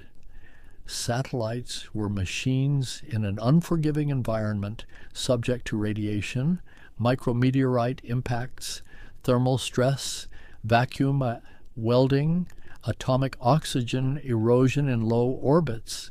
They had no atmosphere to moderate temperature extremes, no protection from charged particles accelerated by solar storms, no possibility of repair except for the rare few visited by astronauts. Each satellite represented a crystallized moment of human knowledge and capability. The technologies incorporated, the materials chosen, the software written, all reflected what was possible, what was understood. At the moment of launch, and once in orbit, they could not easily adapt to new discoveries, new needs. They were frozen, operating according to designs made years earlier, carrying out missions planned before their rockets ignited. Yet they endured. Many satellites operated far beyond their design lifetimes. Components proved more robust than specifications required. Engineers had built-in margins, redundancies, backups for backups, and in the benign environment of space with no weather, no corrosion from moisture, no vibration except what the satellite itself generated, systems could function for decades if power held out and critical components did not fail. And so we arrive at something profound, something that reveals itself only when we step back and consider the whole. This population of machines circling endlessly above us, each one a testament not just to engineering, but to a particular way of seeing, of thinking, of understanding our place in the cosmos. There is something almost meditative in the precision required, the calculations and that must account for every force, every perturbation, the gravitational pull of the moon tugging at satellites, the sun's radiation pressure pushing against solar panels like wind against a sail, the subtle asymmetries in Earth's gravitational field, the planet not being a perfect sphere but slightly pear-shaped, with mass concentrations, mascons, beneath the surface that create gravitational anomalies. Orbital mechanics becomes a kind of poetry written in mathematics. Hohmann transfer orbits, the most fuel-efficient path between two circular orbits, describe graceful ellipses that kiss both circles at their endpoints. Gravity assists, using a planet's motion to accelerate or decelerate a spacecraft. Transform gravitational fields into stepping stones, allowing missions to reach destinations that would otherwise be impossible with available propellant. The satellites themselves, these silent machines, see things we cannot. They measure in wavelengths invisible to human eyes, microwave radiation penetrating clouds to map surface topography, infrared revealing heat signatures, ultraviolet detecting atmospheric chemistry. They perceive the planet as fields and gradations, magnetic field lines mapping Earth's protective cocoon, gravitational variations revealing mass distribution, electrical phenomena in the upper atmosphere creating glows and flashes, and there is something humbling in realizing how much remains hidden without them. Before satellites, hurricanes over open ocean could strike coastlines with little warning. Entire weather systems developed and dissipated unknown except to the ships that encountered them, the extent of Antarctic ice, the height of Himalayan peaks, the deforestation of Amazon rainforests, all were imprecisely known, estimated, debated. Now we measure, we quantify, we track changes year by year, season by season. Satellites record the greening of spring as it sweeps northward across continents, the retreat of sea ice each summer and its expansion each winter, the rise of sea level measured in millimeters per year, accumulating to centimeters per decade. The patient accumulation of data reveals patterns that unfold too slowly for human perception, changes visible only when measurements span years, decades. The very notion of a global perspective of Earth as a unified system owes much to this orbital vantage point. The famous images, the blue marble photograph taken by Apollo 17 astronauts, Earthrise seen from lunar orbit. These were not from satellites, but from human missions beyond Earth orbit. Yet they awakened something, a recognition that the planet is bounded, finite, a closed system floating in vacuum.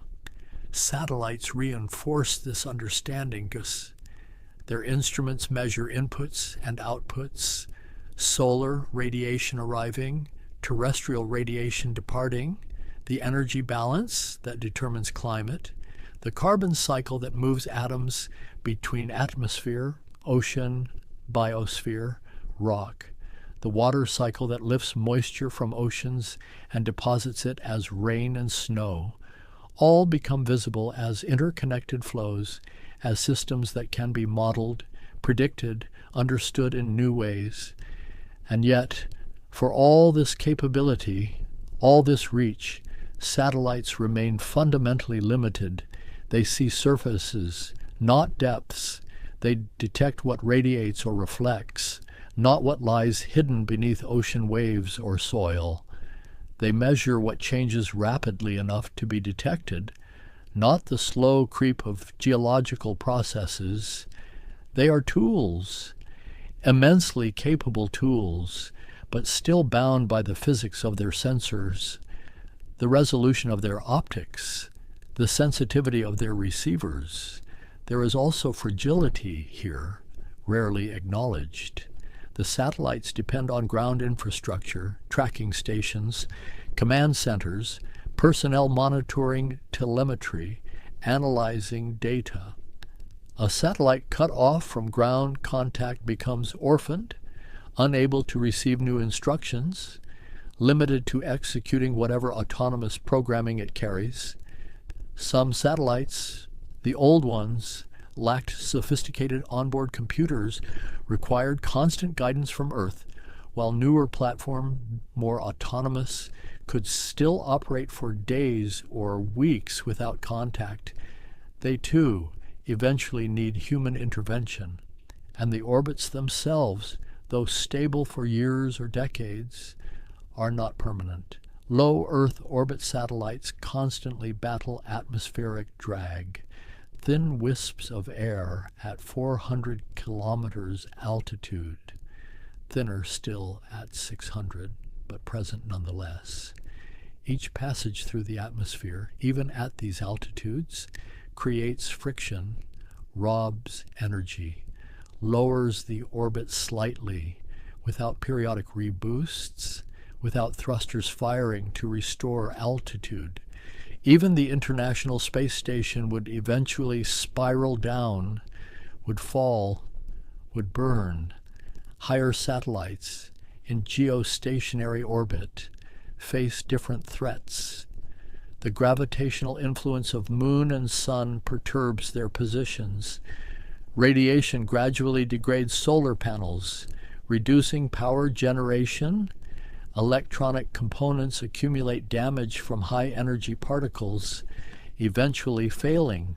When a geostationary satellite reaches end of life, when its propellant is exhausted or its systems fail, operators command it higher into graveyard orbit, a few hundred kilometers above the operational belt, where it will drift harmlessly, a derelict for millennia.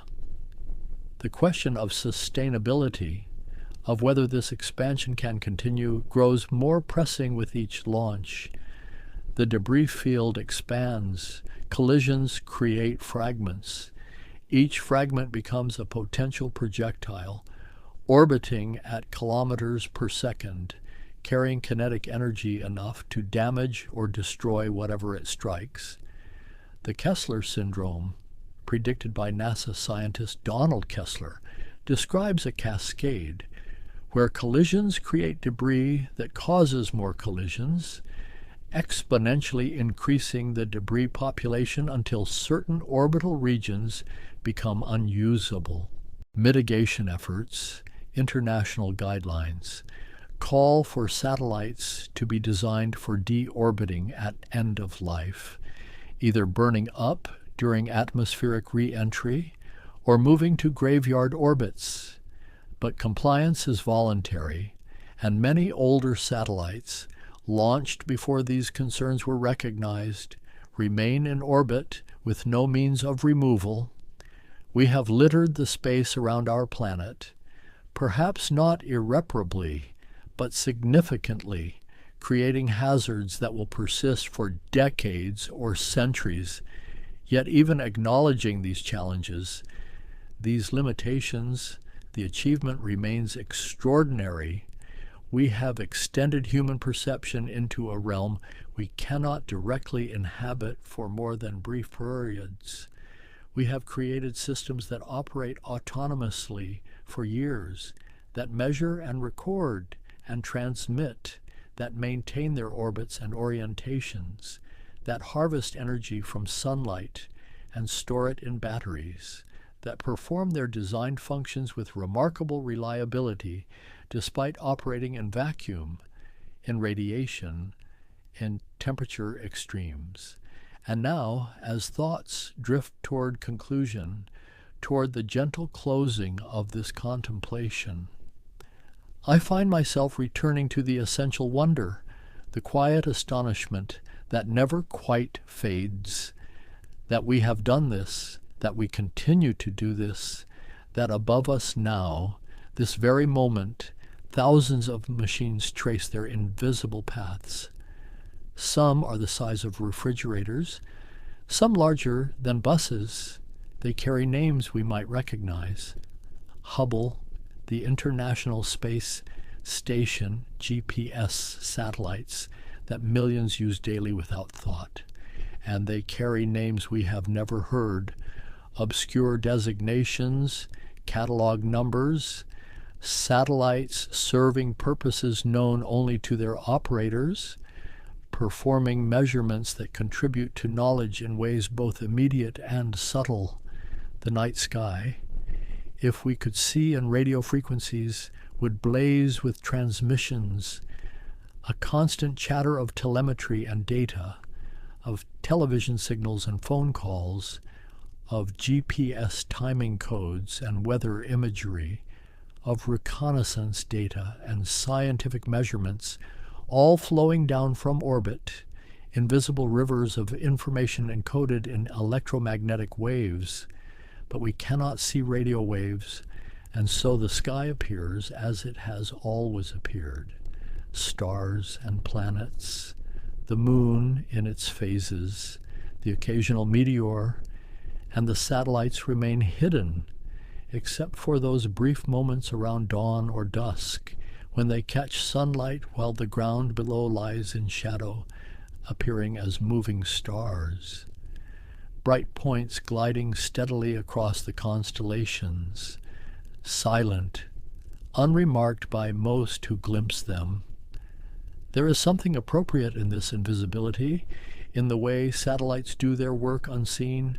They are not monuments, not spectacles, but instruments, tools, serving purposes both mundane and profound.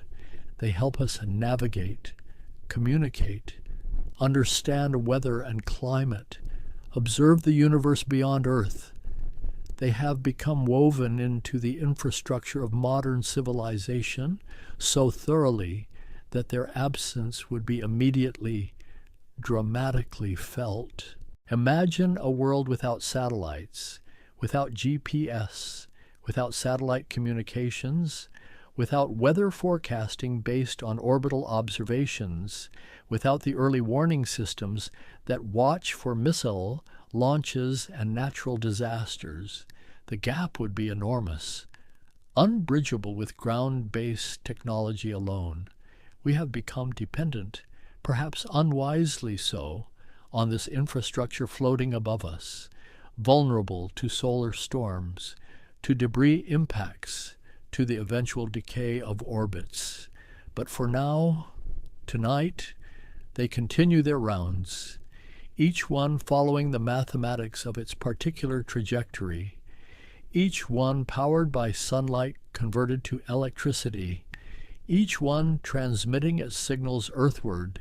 They ask nothing, they complain of nothing, they simply persist, operating according to their programming until power fails or components break or propellant exhausts, and in their persistence, in their patient circling, there is something that speaks to human aspiration, to the desire to reach beyond immediate grasp, to see farther, to know more, to extend capability beyond the limits of flesh and atmosphere. They are ambassadors to a realm we can visit only briefly, envoys that remain when we must return to sea-level pressure and breathable air. The engineers who designed them, who built them, who launched them, most have moved on to other projects, retired, passed away, but their work continues, orbiting, measuring, transmitting. A satellite launched 30 years ago, if still functional, carries the knowledge and assumptions of 1994, frozen in metal and silicon, yet still serving, still contributing, still following the laws that Newton described and Kepler codified. As I consider this, as these thoughts settle into quieter patterns, I find myself grateful for the long view they provide, the perspective that shows Earth whole, bounded, beautiful and fragile, spinning through space with its thin envelope of air, its oceans and continents, its cities glowing at night like constellations. We are a planet that watches itself, that measures itself, that seeks to understand the systems that sustain it, and the satellites, these patient watchers, these silent travelers, continue their endless falling around the curve of the world, neither rising nor descending, but tracing their paths through the darkness, through the light, through the radiation and vacuum. They will be there tomorrow and the day after and for years to come, until one by one they fade, their missions complete, their orbits decayed, returning to Earth as brief streaks of light, or drifting into higher orbits where they will circle, silent and dark, for centuries we cannot imagine.